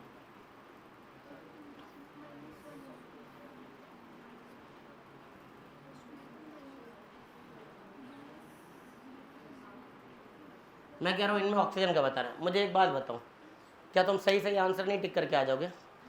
क्यों? क्योंकि मैंने इसके रिलेटेड रूल्स लिखवा दिए। एक सोडियम का कितना होता है? तो 2 पर कितना? तो 2 ऑक्सीजन पे कितना? तो हर एक पर कितना? आगे मुझे इसके लिए कोई अलग से बैठ के रटना नहीं है। मुझे सोडियम का पता है तो मैं ऑक्सीजन का निकाल लूँगा। हाइड्रोजन नॉन मेटल के साथ +1, 2 का +2, 2 ऑक्सीजन पे -2 हर एक पर -1। बेरियम का 2 ऑक्सीजन पे -2 हर एक पे -1। स्ट्रॉन्शियम इसी फैमिली का है, कैल्शियम इसी फैमिली का है, तभी तो चार्ज बैलेंस होगा। जहाँ ऑक्सीजन का -1 आता है उनको हम परऑक्साइड्स कहते हैं। क्या कहते हैं? परऑक्साइड्स कहते हैं। तो यहाँ पर कई टीचर लिखवा देते हैं oxidation state of oxygen in peroxide is -1। हाँ, ये डायरेक्ट भी आ जाता है, स्टेटमेंट बेस्ड क्वेश्चन। परऑक्साइड में ऑक्सीजन का ऑक्सीडेशन स्टेट क्या होता है? -1। अब मैं तुमसे बोलूँ कि परऑक्साइड आयन क्या है, परऑक्साइड आयन कैसे लिखा जाए? तो जैसे यहाँ से सोचो, 2 सोडियम को गायब करो तो बचेगा 2 ऑक्सीजन, 2 सोडियम का चार्ज हटा +2 तो इस पर आएगा -2। सही है, इस आयन को परऑक्साइड आयन कहते हैं। MOT में, molecular orbital theory, chemical bonding में इन सब की बात होती है। बॉन्ड ऑर्डर क्या है, पैरामैग्नेटिक है कि डायमैग्नेटिक है, याद करो, पढ़ा तो होगा। सारी बात। तो 2 ऑक्सीजन पे कितना चार्ज है? तो हर एक ऑक्सीजन पे कितना चार्ज है? -1। सही तो है, -1 आ गया। बोलो, परऑक्साइड हो गया ये। सही है। तो मैं क्या कह रहा हूँ, मैं ये ऊपर नहीं भी लिखता तो सही ऑक्सीडेशन नंबर तो निकाल ही लेते हैं। अब जैसे इनमें अगर मैं पूछ देता बिना कुछ लिखवाए कि इनमें बताना है ऑक्सीजन का ऑक्सीडेशन नंबर, तब भी तुम सही निकाल लेते। पोटेशियम का +1, 2 ऑक्सीजन पे -1 तो हर एक पर -1। अगर नहीं है +1 -1 +1 -1, क्या कोई अलग से मुझे कोई नियम लिखवाना पड़ रहा है? ना सर, आप ऑक्सीजन के बारे में, है ना, ऑक्सीजन छोड़िए, इनका तो आपने पढ़ा ही दिया, तो मैं ऑक्सीजन का ढूंढ पा रहा हूँ। ऐसे केसेस में जहाँ ऑक्सीजन का ऑक्सीडेशन नंबर कितना आ रहा है, खाली इधर ध्यान दो, ठीक है ना। खो जाते हो क्लास में बैठे बैठे, पंजाब चले गए क्या? हाँ, पंजाब के कहाँ, गन्ने के खेत में? इधर आ भाई, ठीक है ना, इधर ध्यान दे, ठीक है ना। मैं क्या कह रहा हूँ यहाँ पर कि ऑक्सीजन का ऑक्सीडेशन रेट कितना आ गया? -1। Oxidation state of oxygen is -1। इनको सुपर ऑक्साइड कहते हैं। क्या कहते हैं? -1। बोलो, बात क्लियर है क्या? ठीक है ना, क्लास में अब दिल्ली आ गए हो तुम, ठीक है ना। देखो नेक्स्ट, इसके बाद oxidation state of oxygen in oxyfluoro compounds. क्या नाम से क्लियर हो गया? क्या नाम से क्लियर हो गया? ऑक्सीफ्लोरो मतलब ऑक्सीजन और फ्लोरीन। ज़्यादा इलेक्ट्रोनेगेटिव कौन है? तो फ्लोरीन पर तो नेगेटिव आएगा, ऑक्सीजन पे एक फ्लोरीन पे -1, 2 पर -2 +2, एक फ्लोरीन पे -1, 2 पर -2, 2 ऑक्सीजन पे +2 हर एक पर +1। तो हम कह सकते हैं oxidation state of oxygen in oxyfluoro compound is positive. क्या रहेगा जी? इनका पॉजिटिव आने वाला है, नेगेटिव नहीं आता है ऑक्सीफ्लोरो कंपाउंड में।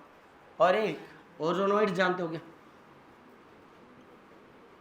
केस ऑफ ओजोनोइड्स, जैसे मान लो मेरे पास CO3 है, पोटेशियम ओजोनोइड कहते हैं, पोटेशियम ओजोनोइड। पोटेशियम का चार्ज कितना होता है? तो 3 ऑक्सीजन पर -1, हर एक पर कितना आएगा? -1/3। तो ओजोनोइड में ऑक्सीजन का -1/3 आएगा। क्या मेरी बात समझ आने लगी है? कोई दिक्कत तो नहीं? ठीक है, इतना समझ आ गया अपने को। अब और कोई रूल रह गया? जनरल ऑक्सीडेशन सेट -2 है, परऑक्साइड में -1 है, सुपर ऑक्साइड में -1/2 है, ऑक्सीफ्लोरो में पॉजिटिव है, ओजोनोइड में इसका कितना है? -1/3। क्या कोई और रूल रह गया ऑक्सीजन का? अब ये -2 जनरली कहाँ का है? तो सर परऑक्सी लिंकेज वाली तो ठीक है, पर एसिड्स की बात कर सकते हैं, परऑक्सो एसिड्स की, वहाँ पर भी अभी बात कर लेता हूँ उस पर, ठीक है ना। अब जैसे ये -2 कहाँ कहाँ हो सकता है? जैसे आपने कोई मेटल का ऑक्साइड बना लिया, क्या बना दिया? मेटल का ऑक्साइड। जब आप ऑक्साइड बोल ही रहे हो तो -2 आएगा। जैसे सोडियम का ऑक्साइड Na2, आ रही बात समझ, है ना। रुबीडियम का ऑक्साइड Rb2, यही तो फॉर्मूला बनेगा, क्योंकि इन पर कितना चार्ज होता है? +1। अरे मेटल पे +1 है, ऑक्सीजन पे -2 है, क्रॉस मल्टीप्लाई को तो ऐसा ही तो फॉर्मूला बनेगा। सीजियम का ऑक्साइड CS2O। अब ग्रुप 2 के ऑक्साइड बना लो, जैसे बेरिलियम पे +2 और ऑक्सीजन पे -2, फॉर्मूला क्या बन रहा है BeO, beryllium oxide, magnesium oxide, calcium oxide, बोलो हाँ या ना, जिंक ऑक्साइड, एल्यूमिनियम का ऑक्साइड, ये सब तो जान ही रहे हो। आयरन +2 पे है तो FeO, आयरन +3 पर है तो Fe2O3। हालांकि इसका एक मिक्स्ड ऑक्साइड भी होता है Fe3O4, सुना होगा, मिक्स्ड ऑक्साइड है, पढ़ेंगे इसके बारे में अलग से। मेटल ऑक्साइड समझ आ गया, ऑक्सीजन का कितना -2 मेटल ऑक्साइड पर। अब ऐसे ही नॉन मेटल का भी ऑक्साइड हो सकता है, नॉन मेटल का ऑक्साइड, जैसे नॉन मेटल में हमने कार्बन ले लिया, कार्बन के ऑक्साइड्स तो जानते ही होंगे, कार्बन मोनोऑक्साइड, कार्बन के और ऑक्साइड जानते होंगे, कार्बन डाइऑक्साइड, कार्बन का एक सब ऑक्साइड होता है C3O2, कार्बन का सब ऑक्साइड, सिलिकॉन SiO2, नाइट्रोजन के तो बहुत सारे ऑक्साइड जानते होंगे, N2O नाइट्रस ऑक्साइड बोलते हैं, NO नाइट्रिक ऑक्साइड कहते हैं, N2O3, बोलो आ रही बात समझ, नाइट्रोजन डाइऑक्साइड ब्राउन गैस है ये, N2O4, N2O5, ऐसे बहुत सारे नाइट्रोजन के ऑक्साइड हैं। फॉस्फोरस के अगर मैं बनाऊँ तो P4O6, P4O10 सुना तो होगा। नाइट्रोजन फैमिली के बाद ऑक्सीजन फैमिली में ऑक्सीजन के साथ तो नहीं, सल्फर के साथ सल्फर डाइऑक्साइड, सल्फर ट्राइऑक्साइड, कम से कम ये तो जानो। हैलोजन के ऑक्साइड्स बनाए तो Cl2O6 बना सकते हो, Cl2O7, इस तरह से बहुत सारे हम लोग बना सकते हैं। बोलो आ रही बात समझ, ठीक है ना। इनमें ऑक्सीजन का तो हमेशा -2 है तो कार्बन का मिल जाएगा, यहाँ पर ऑक्सीजन -2 है तो कार्बन +2, ऑक्सीजन -2 है तो कार्बन +4, समझ आ रहा है तो बताना, अरे हाँ या ना। एक ऑक्सीजन -2 तो 2 ऑक्सीजन -4 तो 3 कार्बन पे +4, हर कार्बन पे +4/3, ये एवरेज है। क्या है ये? मैं नहीं कह रहा कि हर एक कार्बन +4/3 +4/3 +4/3 पे है। +4/3 का मतलब 1.33, प्लस का 1.33, प्लस का 1.33, चार्ज कभी एक एटम पे आ ही नहीं सकता है। Charge is an integral multiple of what? Electronic charge या प्रोटॉनिक चार्ज। जब भी किसी भी नेगेटिवली चार्ज बॉडी को देखे तो उस पर जो चार्ज होगा वो इलेक्ट्रॉनों की वजह से होगा, और पॉजिटिवली चार्ज बॉडी पर प्रोटॉनों का चार्ज होगा।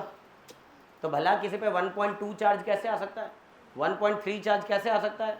क्योंकि इलेक्ट्रॉनों का लॉस या इलेक्ट्रॉनों का गेन फ्रैक्शन में तो नहीं होगा, इंटीजर में ही होगा। तो इससे साबित होता है कि ये जो 3 कार्बन का जो ये एवरेज रहा होगा तभी +4/3 लिखा गया। और मैं आगे सिखाऊंगा भी कि इंडिविजुअली कार्बन का निकाले तो एक कार्बन +2 पर है, अगला 0 पर है और तीसरा +2 पर है। +2 0 +2 जोड़ ले कितना हो गया? +4, और 3 है तो एवरेज निकालेगा तो 3 से डिवाइड करेगा, +4/3। अब रुक जा, हाँ +4/3, समझ गया क्या कह रहा हूँ मैं? +4/3 कैसे आ रहा है? चलो आगे। सिलिकॉन डाइऑक्साइड +4, देखना आ रहा है तो बता दो। अरे तुम्हें ही सिखा रहा हूँ भाई, और किसको, है ना। बोलो ज़रा, जिंदा मतलब इंसान की तरह बोलो। एक ऑक्सीजन का कितना? -2, 2 नाइट्रोजन पे तो हर एक पर, एक ऑक्सीजन पे -2 तो एक नाइट्रोजन पे +2, ये उल्टा सीधा ले जाओ इसको, +3 हो जाएगा ये। अरे बोलो हाँ है ना। किस वाले का? +4, अरे बोलो, नहीं तो उल्टा सीधा ले गए, है ना। +2, एक ऑक्सीजन का -2 है तो 2 ऑक्सीजन का -4 तो नाइट्रोजन पे कितना आ गया? +4। यहाँ पर बोलो -8 तो हो गया 4 ऑक्सीजन का, तो 2 नाइट्रोजन पे +8, हर नाइट्रोजन पे +4। NO2 का ही डाइमर है N2O4, NO2 का ही डाइमर है। बोलो आ रही बात समझ, है ना। N2O5 +5, यहाँ पर कितना आ गया? 6 दूना 12, 4 फॉस्फोरस पे +12, हर एक पर +3, +5, +4, +6, +6, कुछ तो बोलो, हाँ, और +7। स्पीड बढ़ाओगे तो अपने आप समझ आने लगेगा। जनरल ऑक्सीडेशन स्टेट भी समझ आ गया, बोला है कि नहीं। मेटल के ऑक्साइड में, नॉन मेटल के ऑक्साइड में, इनफैक्ट किसी भी हाइड्रो ऑक्साइड में भी चले जाओ यही रहता है। किसमें? मेटल के हाइड्रो ऑक्साइड में। जैसे कोई तुम्हें NaOH लिख के दे रहा है, KOH लिख के दे रहा है, मैग्नीशियम हाइड्रोक्साइड लिख रहा है, एल्यूमिनियम हाइड्रोक्साइड लिख रहा है, कोई भी हाइड्रोक्साइड बना दे तो ऑक्सीजन का कितना कंसिडर करना होगा? -2, क्योंकि इन्हीं मेटल ऑक्साइड को पानी में डाला गया तो ये बने हैं। और मैं तुम्हें बताऊँ पानी से रिएक्शन जो है उसमें ऑक्सीडेशन नंबर बदलता नहीं है। हाइड्रोलिसिस रिएक्शन में ऑक्सीडेशन नंबर में कोई चेंज, ये भी एक ट्रिक है, हाइड्रोलिसिस रिएक्शन में ऑक्सीडेशन नंबर नहीं बदलता है। बोलो आ रही बात समझ। तो यहाँ पर भी ये किस पर है, -2 पर है, -2 पर है, -2 पर है, हर जगह -2 पर है। और नॉन मेटल के ऑक्साइड को पानी में डालते हो तो जनरली ऑक्सो एसिड्स बन जाते हैं या ऑक्सी एसिड्स बन जाते हैं। बोलो हाँ है ना। तो इसमें भी ऑक्सीडेशन स्टेट नहीं बदलेगा। ऑक्सो एसिड सुना है ना, जैसे SO3 को तुमने पानी में डाल दिया सल्फ्यूरिक एसिड बन जाएगा H2SO4, SO2 को पानी में घोल दिया तो H2SO3 बनेगा, HNO3 सुना तो है। ये सब क्या लिख रहा हूँ मैं, ऑक्सी एसिड क्या लिख रहा हूँ मैं ऑक्सी एसिड में ऑक्सीजन का ऑक्सीडेशन नंबर कितना, -2, कितना, हर जगह -2 है। मैं तो स्ट्रक्चर से भी साबित कर दूंगा। बोलो आ रही बात समझ, ये ध्यान रखेंगे। अब एक चीज़ और यहाँ लिख देते हैं, in case of peroxy acids, क्या कुछ परऑक्सी एसिड्स होते हैं, some of the oxygen atoms are in -1 oxidation state. अगर कोई परऑक्सी एसिड्स है तो वहाँ पर कुछ परऑक्सी लिंकेज होते हैं, क्या होते हैं, हाँ ओ लिंकेज को परऑक्सी लिंकेज कहते हैं। तो उसमें कुछ ऑक्सीजन होंगे जो -1 पे होंगे। जैसे मैं कुछ एग्जांपल लिख देता हूँ परऑक्सी एसिड्स के, H2SO5 हो गया आपका, H2S2O8 हो गया आपका, इसको कैरोस एसिड बोलते हैं हम लोग, है ना, इसको मार्शल्स एसिड बोलते हैं, है ना। और मान लीजिए एक और पर एसिड लिख देता हूँ मैं, HNO3 से बना HNO4, पर नाइट्रिक एसिड बोलते हैं। इन सब में कुछ ऑक्सीजन है जो -1 वाले भी हैं। सर हमें कैसे पता चलेगा कि कुछ है -1 वाले, उसका ट्रिक अभी थोड़ी देर में आ जाएगा। बोलो आ रही बस में, ठीक है ना। जैसे मैं इनका स्ट्रक्चर भी बना करके समझा देता हूँ। H2SO4 सब लोग जानते हैं कुछ ऐसा होता है, टेट्राहेड्रल शेप का होता है, मैं वैसा नहीं बना रहा हूँ। H2SO4 तो ये है लेकिन हमें किसका बनाना है, तो एक ऑक्सीजन को एडजस्ट कर रहा हूँ मैं परऑक्सी लिंकेज के साथ। मुझे बताओ इस ऑक्सीजन के आने से सल्फर के आसपास एनवायरनमेंट में कोई चेंज आया है कि नहीं आया है। पहले H2SO4 ऐसा था, सब लोग फिर से सुनो मेरे सवाल को। H2SO4 ऐसा था, सल्फर के आसपास जो बॉन्ड है वो देख लो, डबल बॉन्ड हो, डबल बॉन्ड हो, सिंगल बॉन्ड हो, सिंगल बॉन्ड। एक और ऑक्सीजन बढ़ा दिया, क्या सल्फर के आसपास एनवायरनमेंट बदला, तो उसका ऑक्सीडेशन नंबर भी नहीं बदलेगा। सीधी सी बात है, नहीं समझे मेरी बात को, है ना। तो यानी कि इस पर अगर कोई मुझसे ऑक्सीडेशन नंबर पूछे, अभी सिखाया था क्या करना है, 2 बॉन्ड की वजह से -2 आएगा तो इस पर कितना आएगा, +2। इस 2 बॉन्ड की वजह से इस पर +2, इस बॉन्ड की वजह से इस बॉन्ड की वजह से तो इस पर टोटल +6 आएगा। अच्छा कुछ बच्चों को भ्रम हो जाता है कि ये ऑक्सीजन पर टोटल चार्ज -1 है ना, इस इलाके से भी टूटेगा यार। सल्फर ऑक्सीजन बॉन्ड तो तुमने तोड़ दिया, हाइड्रोजन ऑक्सीजन बॉन्ड भी तो तोड़ो। तो इस ऑक्सीजन पर टोटल -2 ही आया है, इस पर भी -2 ही आया है, इस पर भी -2 ही आया है। इस वाले बॉन्ड को तोड़ेंगे, +1 और -1, क्या ये बीच से टूटेगा क्या, नहीं बीच से, क्योंकि वो दोनों ऑक्सीजन सेम इलेक्ट्रोनेगेटिविटी के हैं तो ये नहीं टूटने वाले। तो इन ऑक्सीजनों पर देख लो टोटल कितना चार्ज आया, इस पर -1 आया, इस पर भी -1, तो इन 2 ऑक्सीजनों पर टोटल कितना चार्ज आ रहा है। और जिन ऑक्सीजन पर -1 आ जाए वो परऑक्साइड्स कहलाते हैं, और इनके बीच का जो लिंकेज है ना, इसी को हम परऑक्सी लिंकेज कहते हैं। क्या कहते हैं, परऑक्सी लिंकेज। बोलो बात समझ आने लगी क्या, हाँ या ना। इसी तरह से मैं चाहूँ तो सबको यही समझा सकता हूँ, जैसे ये तो आपने समझ लिया, एक्सप्लेनेशन ले लिया, हमने। अगले का भी बना सकता हूँ, अगला भी बड़ा आसान है यार वैसे, यही देख लो एक बार। ये क्या है, सल्फ्यूरिक एसिड, H2SO4, बोलो एक और H2SO4 इसके बराबर में रख दो। ये 2 सल्फ्यूरिक एसिड मैंने एक दूसरे के बराबर में रख दिया, ये 2 H को गायब कर दो, बीच में एक बॉन्ड बना दो, H2S2O8 बन गया। चेक कर लो, H2S2O8 peroxo disulphuric acid, peroxo, आसानी से याद हो जाता है ये तो। इसमें भी सल्फर के आसपास वही एनवायरनमेंट है जो कि ऊपर है, डबल बॉन्ड हो, डबल बॉन्ड हो, सिंगल बॉन्ड हो, सिंगल बॉन्ड हो, तो इस पे आना चाहिए, इस पर भी आना चाहिए। सही ऑक्सीडेशन नंबर तो यही है +6। अच्छा, सल्फर के पास वैलेंस इलेक्ट्रॉन 6 ही होते हैं, वो चाह के भी 6 से ज़्यादा लूज क्या ही करेगा। मैक्सिमम ऑक्सीडेशन स्टेट कब आता है? जब इलेक्ट्रॉन लूज किया जाता है। तो ज़्यादा से ज़्यादा कोई एटम जितने इलेक्ट्रॉन लूज करता है वो तो उसके वैलेंस इलेक्ट्रॉन के बराबर होता है। किसी के आउटर मोस्ट शेल में 4 ही इलेक्ट्रॉन है, तो भाई ये +6 पे क्यों जाएगा, ज़्यादा से ज़्यादा +4 पे जाएगा।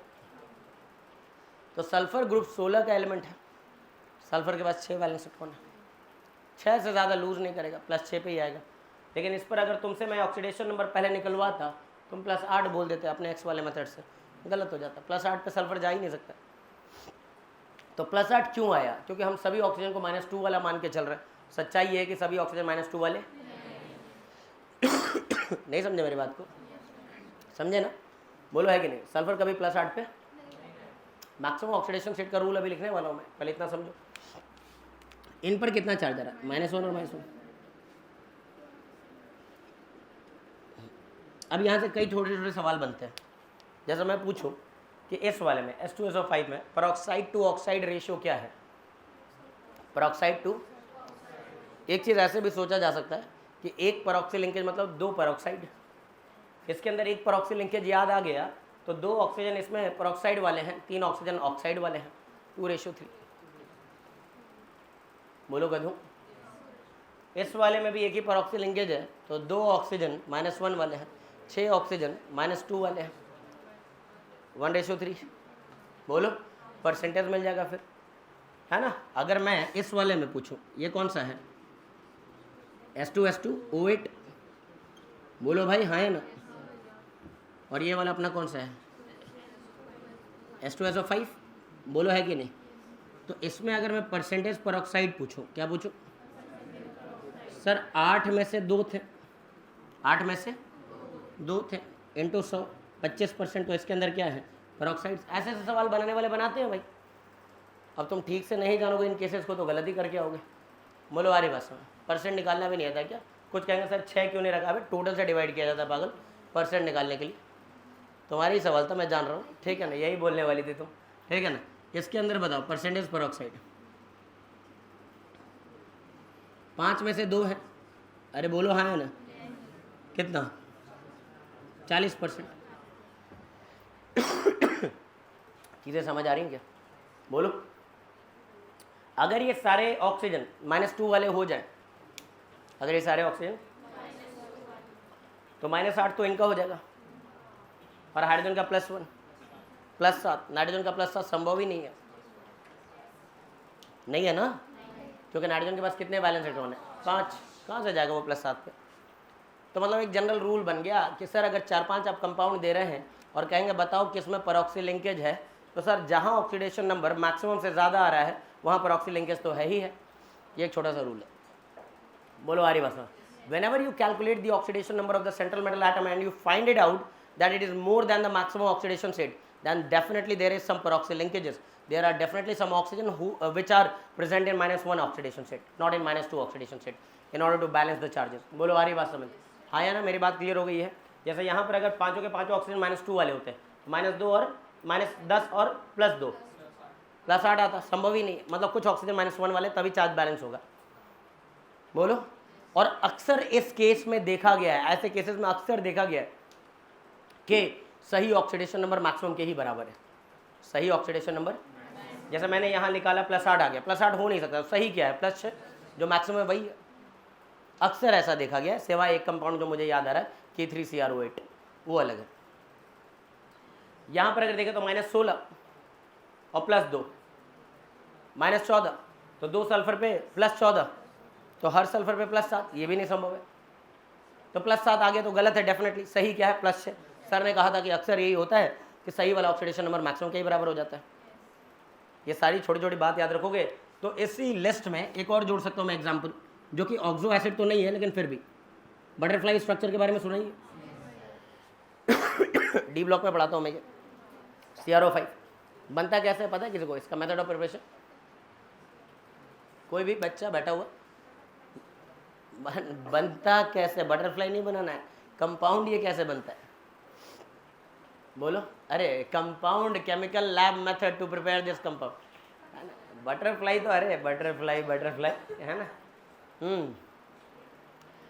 पोटेशियम डाइक्रोमेट में सल्फ्यूरिक एसिड हाइड्रोजन पेरोक्साइड की प्रेजेंस में डाला जाता है तो एक डीप ब्लू लिक्विड बनता है। डीप ब्लू लिक्विड ये CrO5 है। इनऑर्गेनिक केमिस्ट्री का सवाल है डी ब्लॉक का कि वो कौन सा कंपाउंड है जो बनता है। पोटेशियम डाइक्रोमेट ऑरेंज क्रिस्टल सुना तो होगा, उसमें सल्फ्यूरिक एसिड डालो, उसमें हाइड्रोजन पेरोक्साइड डालो तो फिर पूछेगा वो डीप ब्लू सोल्यूशन बन गया। तो वो डीप ब्लू सोल्यूशन किसकी वजह से था? CrO5 के बनने की वजह से। ये डी ब्लॉक में लिखा होगा।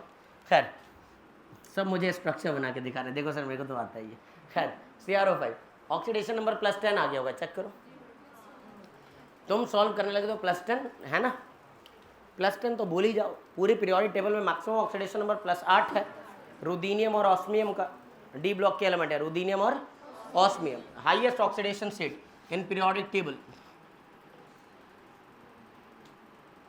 इज +8 है ना, exhibited by what? Osmium and ruthenium. एक ऑस्मियम टेट्राऑक्साइड तो सुना ही होगा आप लोगों ने, OSO4। कई ऑर्गेनिक रिएक्शंस में यूज होता है, एल्कीन के रिएक्शंस में यूज होता है ये। बोलो अरे बस यहाँ पर ऑक्सीडेशन नंबर कितना आएगा? +8 तो आएगा। तो भला ये क्रोमियम +10 पर कैसे चला गया? क्रोमियम भला +10 पर कैसे चला गया जब हाईएस्ट यही शो करता था? और क्रोमियम के पास इतने वैलेंस इलेक्ट्रॉन भी नहीं है। कोई बताया कि क्रोमियम पर कितने वैलेंस इलेक्ट्रॉन है? क्रोमियम पर कितने वैलेंस इलेक्ट्रॉन है? वैलेंस इलेक्ट्रॉन कितने हैं सर? इसके लिए तो कॉन्फ़िगरेशन लिखना आना चाहिए। अब कोई 11वीं का बच्चा ये लेक्चर देखेगा तो पागल ही हो जाएगा, कहाँ कहाँ चले जा रहे हैं सर। तुम लोग तो जान रहे हो क्रोमियम का वैलेंस इलेक्ट्रॉन 3d5 4s1 और डी ब्लॉक के एलिमेंट आउटर मोस्ट शेल से भी लूज कर सकते हैं और इनर शेल से भी। तो इनके वैलेंस इलेक्ट्रॉन 6 बोले जाएंगे। तो क्रोमियम का मैक्सिमम ऑक्सीडेशन स्टेट कितना हो सकता है? +6 ही तो हो सकता है। और ये बटरफ्लाई स्ट्रक्चर से दिख भी रहा होगा सबको। बोलो भाई, बोलो, आ गई बात। तो इसका मतलब यहाँ पर टोटल चार्ज कितना आ रहा है? इस पर आएगा -1, इस पर आएगा -1, इस पर आएगा -1, इस पर आएगा -1, इस पर आएगा -2। बोलो पेरोक्साइड टू ऑक्साइड रेशियो क्या है? पेरोक्साइड टू ऑक्साइड रेशियो क्या है? 4:1 80%, 4/5 × CrO5। ये भी केस मैंने यहीं डिस्कस कर लिया। ये सब समझ आने लगा है, ये बता दो, है ना। ये 3-4 फेमस क्वेश्चंस हैं, ये पता होना चाहिए। यहाँ पर सही ऑक्सीडेशन सेट +5 ही लेंगे, एक पेरोक्सी लिंकेज बना देंगे नाइट्रिक एसिड में। बोलो आ रही बात समझ? ठीक है, पेज नंबर 4 है। कईयों को वो उनका चार्ज ही होता है, ऑक्सीडेशन सेट ऑफ आयन उनका। हाँ जी, आयन्स का ऑक्सीडेशन नंबर उनका चार्ज ही आता है। बोलो आ रही बस, ठीक है ना। अब जैसे कोई आपको बोल दे Na+ है ना, K+, Mg2+, Al3+, तो इसमें कुछ सोचना ही नहीं है। +1 है, +1 है, +2 है, +3 है, Cl- O-2, N-3। यहाँ का ऑक्सीडेशन सेट कितना है? -1। यहाँ का ऑक्सीडेशन सेट -2। यहाँ पर ऑक्सीडेशन सेट। बोलो इतनी बात समझ आ रही क्या? लेकिन ये ध्यान रहे, सर ने एक और बात बोली थी, चार्ज पर एटम। क्या? नहीं पता तो नुकसान हो जाएगा जी।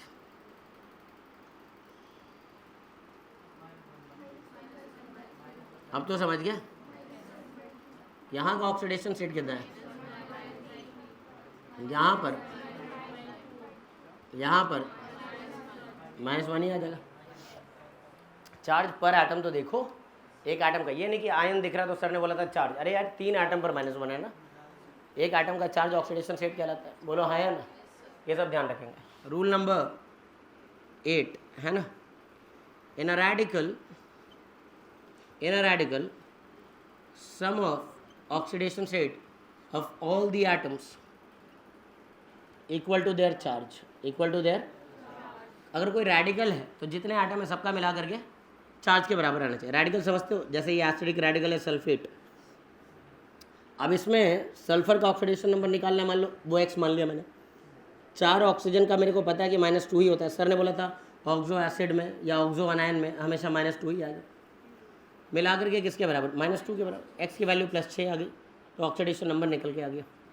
चार्ज के बराबर रख दिया। जैसे कार्बोनेट रेडिकल है CO3 कार्बन का निकालना है सर x, कितने ऑक्सीजन है 3, एक ऑक्सीजन का कितना चार्ज -2, 3 ऑक्सीजन का कितना चार्ज 3 × -2 इक्वल टू -2, x की वैल्यू कितनी है +4। ऑक्सीलेट आयन है C2O4 2-। अच्छा यहाँ नुकसान भी होता है कई बच्चों का जो रेडिकल्स के नाम ही नहीं जानते हैं। ऑक्सीलेट क्या है, सल्फेट क्या है, आर्सेनेट क्या है, पर क्लोरेट क्या है, क्लोरेट क्या है, क्लोराइड क्या है, हाइपोक्लोराइड क्या है। अब ये बेसिक भी नहीं पता तो नुकसान होता है। अब इसमें कार्बन का निकालना है, एक कार्बन नहीं है 2 कार्बन है 2x, एक कार्बन का x तो 2 कार्बन का 2x, 4 ऑक्सीजन का 4 × -2 equal to -2, 2x equal to +6, ये -8 हो गया, उधर गया तो +8, यानी कि x की वैल्यू कितनी है। ऑक्सीलेट के अंदर कार्बन का +3 होता है, सल्फेट पे +6 होता है। नहीं, इतनी छोटी छोटी बात पता होनी चाहिए। जैसे थायोसल्फेट, थायोसल्फेट, अच्छा जो रेडिकल का नाम नहीं जान रहे हो गधो लिख लो, S4O6 2- टेट्राथायोनेट।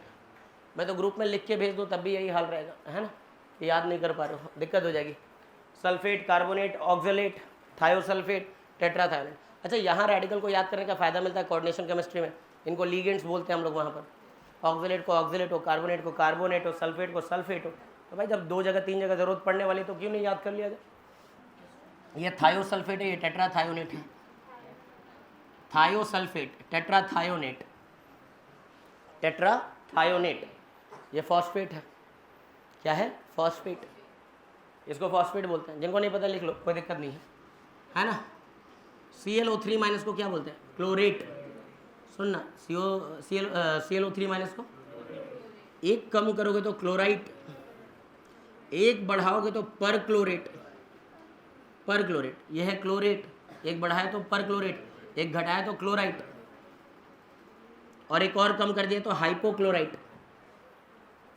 8 में एक कम तो आइट, 8 में एक कम तो आइट। जैसे सल्फेट SO4 2- तो सल्फाइट SO3 2-, नाइट्रेट NO3- तो नाइट्राइट NO2-। 8 और आइट में एक ही ऑक्सीजन का फर्क है। ये है क्लोरेट, ये है, तो ये है क्लोराइट, आइट हो गया ये आइट। आइट में भी एक कम करोगे तो हाइपो शब्द आता है, हाइपोक्लोराइट, ये है हाइपोक्लोराइट। ये सब जानना बड़ा ज़रूरी है। बोलो आ रही बात समझ। Chlorate, chlorite, hypochlorite. और 8 में एक बढ़ा दोगे ना, 8 में एक बढ़ा दोगे पर लग जाएगा, पर हाइपर, हाइपर मतलब ज़्यादा होता है, तो पर क्लोरेट कहते हैं ऊपर वाले को, क्या कहते हैं पर क्लोरेट। अब भी नहीं आया समझ। सल्फर का बताना है यहाँ पर, 2x + 3 × -2 इक्वल टू -2, x + 2 आया होगा।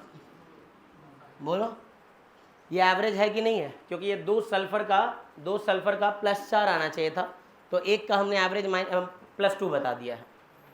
नहीं समझे, यहाँ देखो ना 2x = +4 नहीं आ रहा है क्या, अगली लाइन में यही तो लिखोगे 2x = जिसका मतलब दोनों का मिला करके +4 आना चाहिए था, तो एक का हमने एवरेज निकाल लिया कितना +2, पर कोई गारंटी नहीं है कि दोनों सल्फर +2 पे रहे हो। यही मैं सिखाना चाह रहा हूँ कि ऑक्सीडेशन नंबर, ऑक्सीडेशन स्टेट में ये फ़र्क है कि दोनों सल्फर का तो +2 आ रहा है, ये एवरेज है, पर गारंटी नहीं है कि दोनों ही +2 पे हो। भाई +2 एवरेज कई तरीके से आ जाएगा। बोलो +6 और -2 का एवरेज कितना होगा, +6 और -2 का एवरेज कितना होगा, +2 ही आएगा। +6 -2 मिला जुड़ा +4/2, कुछ भी हो सकता है ना, +6 -2 हो सकता है, +4 हो सकता है, +4 हो सकता है, मतलब कैसे भी जोड़ घटाव करके +4 0 हो सकता है ना, क्या हो सकता है +4 0 का भी तो एवरेज +2 आ सकता था। तो मुझे क्या पता है कि कौन सा वाला है। यहीं पे अच्छे सवाल बन जाते हैं कि what is the individual oxidation state of both the sulphur, what is the individual oxidation state of all 4 sulphur. यहाँ चारों सल्फर का इंडिविजुअल कितना आता है, हाँ सही याद है, बताओ बोलो। एवरेज नहीं, इंडिविजुअल, इंडिविजुअल चारों का किसी भी बच्चे को पता है 5005। क्या याद कर रहे हो भाई साहब, है ना, कुछ तो रीडर ऊपर बैठे तुम लोग तो सही बताओ। 4x + 6 × -2 equal to -2, 4x equals to plus 10। कुछ समझ आने लगा है? इसी तरह से इनमें सॉल्व किया जा सकता है। क्या ये इतने सारे रूल्स क्लियर हो गए? जल्दी बताओ, है कि नहीं? क्या क्या रूल पढ़ा दिया है? 7वां रूल क्या था हमारा अभी? आयंस का तो उनका चार्ज, लेकिन ये ध्यान रखना पर एटम नहीं। ये 3 एग्जाम्पल जानबूझ के रिमाइंड कराने के लिए कि चार्ज पर एटम देखना है, चार्ज पर एटम देखना है, और रेडिकल में चार्ज से इक्वेट करना है। जैसे मान लो एक एग्जाम्पल और रख दूँ मैं, ClO2 प्लस। अब इसमें कैसे इक्वेशन बनेगा? x मान लिया इसका, 2 इंटू -2 इसका इक्वल टू +1। अब बता दो x की वैल्यू क्या आ रही है? कितना आ गया ऑक्सीडेशन नंबर? +5 आ गया। बोलो है कि नहीं? NO2 प्लस हो सकता है, इसमें भी ऐसे बनेंगे x plus 2 into -2 equal to +1। Positively charge radical है तो चार्ज से इक्वेट कर देना। इतने रूल्स क्लियर है क्या? ठीक है ना? ये सब ध्यान रखना पड़ेगा आपको। 9th रूल क्या है कि अगर कोई मॉलिक्यूल है, इन अ मॉलिक्यूल, अब मॉलिक्यूल पे नेट चार्ज 0 होता है, तो sum of oxidation state of all atoms must be equal to what? 0। जैसे आप मान लो तुम्हारे सामने H2SO4 लिख करके कोई कह रहा है कि इसमें सल्फर का तुम्हें बताना है, ठीक है जी। तो 2 हाइड्रोजन हैं, हाइड्रोजन नॉन मेटल से जुड़ रहा है तो +1, 2 इंटू +1, सल्फर का कितना मानो? x, 4 into -2 equal to 0। हालांकि ये सब फॉर्मेलिटी है, हम लोग ऐसे कर भी नहीं रहते। अभी थोड़ी देर पहले मैं ऐसे पढ़ा भी नहीं रहा था। +2 -8, बोलो मिला के -6, तो सल्फर पे +6 आना चाहिए।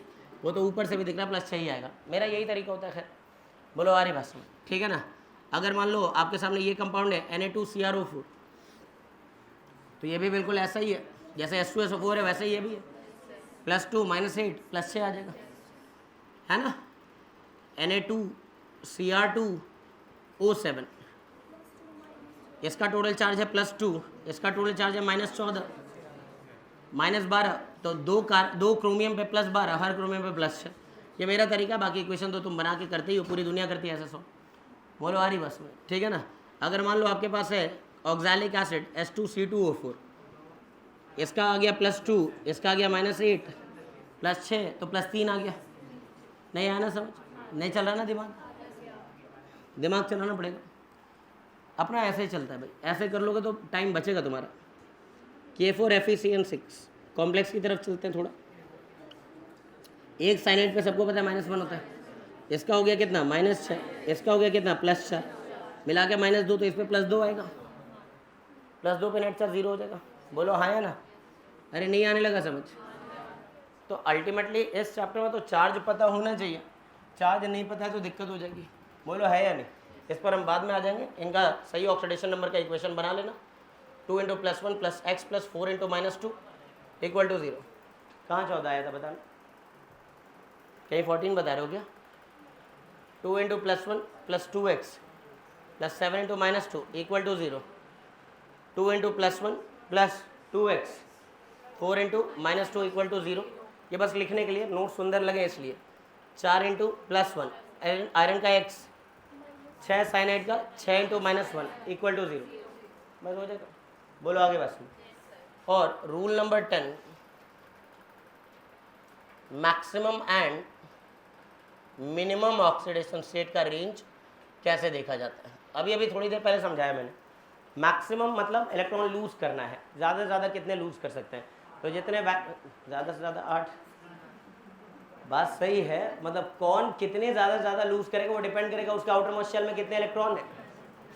तो कहीं ना कहीं ये बात समझ आ गई कि मैक्सिमम ऑक्सीडेशन स्टेट जो एटम पर आता है वो प्लस का उसका वैलेंस इलेक्ट्रॉन। अरे बोलो हाँ या ना? और मिनिमम की बात करें तो मिनिमम आएगा इलेक्ट्रॉन गेन करके। मिनिमम आएगा इलेक्ट्रॉन, किसी के पास 5 वैलेंस इलेक्ट्रॉन है, गेन कितना करना चाहेगा? 3, तो चार्ज कितना आया? -3। अपने वैलेंस इलेक्ट्रॉन 5 थे, 3 बाहर से मंगाए, 3 बाहर से मंगाए तो -3 का चार्ज आएगा। तो मिनिमम ऑक्सीडेशन स्टेट का क्या फॉर्मूला मिल रहा है? मिनिमम ऑक्सीडेशन स्टेट का फॉर्मूला है 8, मतलब उसके पास जितने वैलेंस इलेक्ट्रॉन है ना उसमें 8 का अंतर देख लो। मोलो है कि नहीं? वैलेंस इलेक्ट्रॉन -8, 5 है तो -3, 6 है तो -2, 7 है तो -1। बोलो हाँ कि ना। तो अगर यहाँ से आप ग्रुप 17 के लिए अगर रेंज बनाओ, ग्रुप 17 में हैलोजन्स आते हैं, फ्लोरीन की कहानी पढ़ ली हम लोगों ने, बात क्लोरीन ब्रोमीन आयोडीन की हो रही है, तो इन पर कितना वैलेंस इलेक्ट्रॉन होता है यही नहीं पता है, 7। ग्रुप 17 वालों पे 7 होता है। तो इनका रेंज ऑफ ऑक्सीडेशन स्टेट कहाँ से कहाँ तक, -1 से लेकर के +7। इसके बाहर कहीं आ रहा तो गलत है वो, नहीं समझे। हैलोजन -1 से +7 के बीच में ही आने चाहिए। ग्रुप 16 में अगर मैं बात करूं ऑक्सीजन फैमिली, उसमें ऑक्सीजन के बारे में पढ़ ही लिया, तो खास करके सल्फर पे बात कर रहा हूँ। सल्फर के लिए अगर मैं बात करूं तो वैलेंस इलेक्ट्रॉन कितने होते हैं इन पे, 6। तो गेन करेंगे तो 2 और लूज करेंगे तो 6।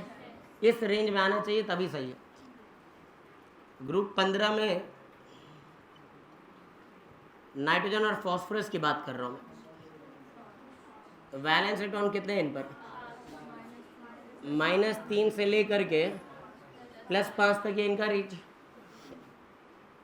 अगर ग्रुप 14 की बात करें कार्बन सिलिकॉन की, इन पे कितने वैलेंस इलेक्ट्रॉन है, 4। सुना तो होगा ही। तो इसका मतलब हो गया कि ये कहाँ से कहाँ तक जा सकते हैं, इतना कम से कम आपको रेंज पता होना चाहिए किसका क्या रेंज है। हालांकि इसमें पी ब्लॉक में थोड़ा सा इनवर्ट पेयर इफेक्ट भी आ जाता है, जिसकी वजह से पॉजिटिव ऑक्सीडेशन स्टेट और उनकी स्टेबिलिटी का लॉजिक मिलने लगता है, वो एक अलग टॉपिक हो जाता है। लेकिन यहाँ पर थोड़ा उसके बारे में बता के चलूँगा मैं। क्या यहाँ तक आप लोग कर लेंगे। तो रेडॉक्स के आज की क्लास में हम लोगों ने सारे रूल्स पढ़े ऑक्सीडेशन नंबर कैलकुलेट करने के। कल से बस क्वेश्चन होगा, फिर रिडक्शन ऑक्सीडेशन क्या होता है ये सब सीखेंगे।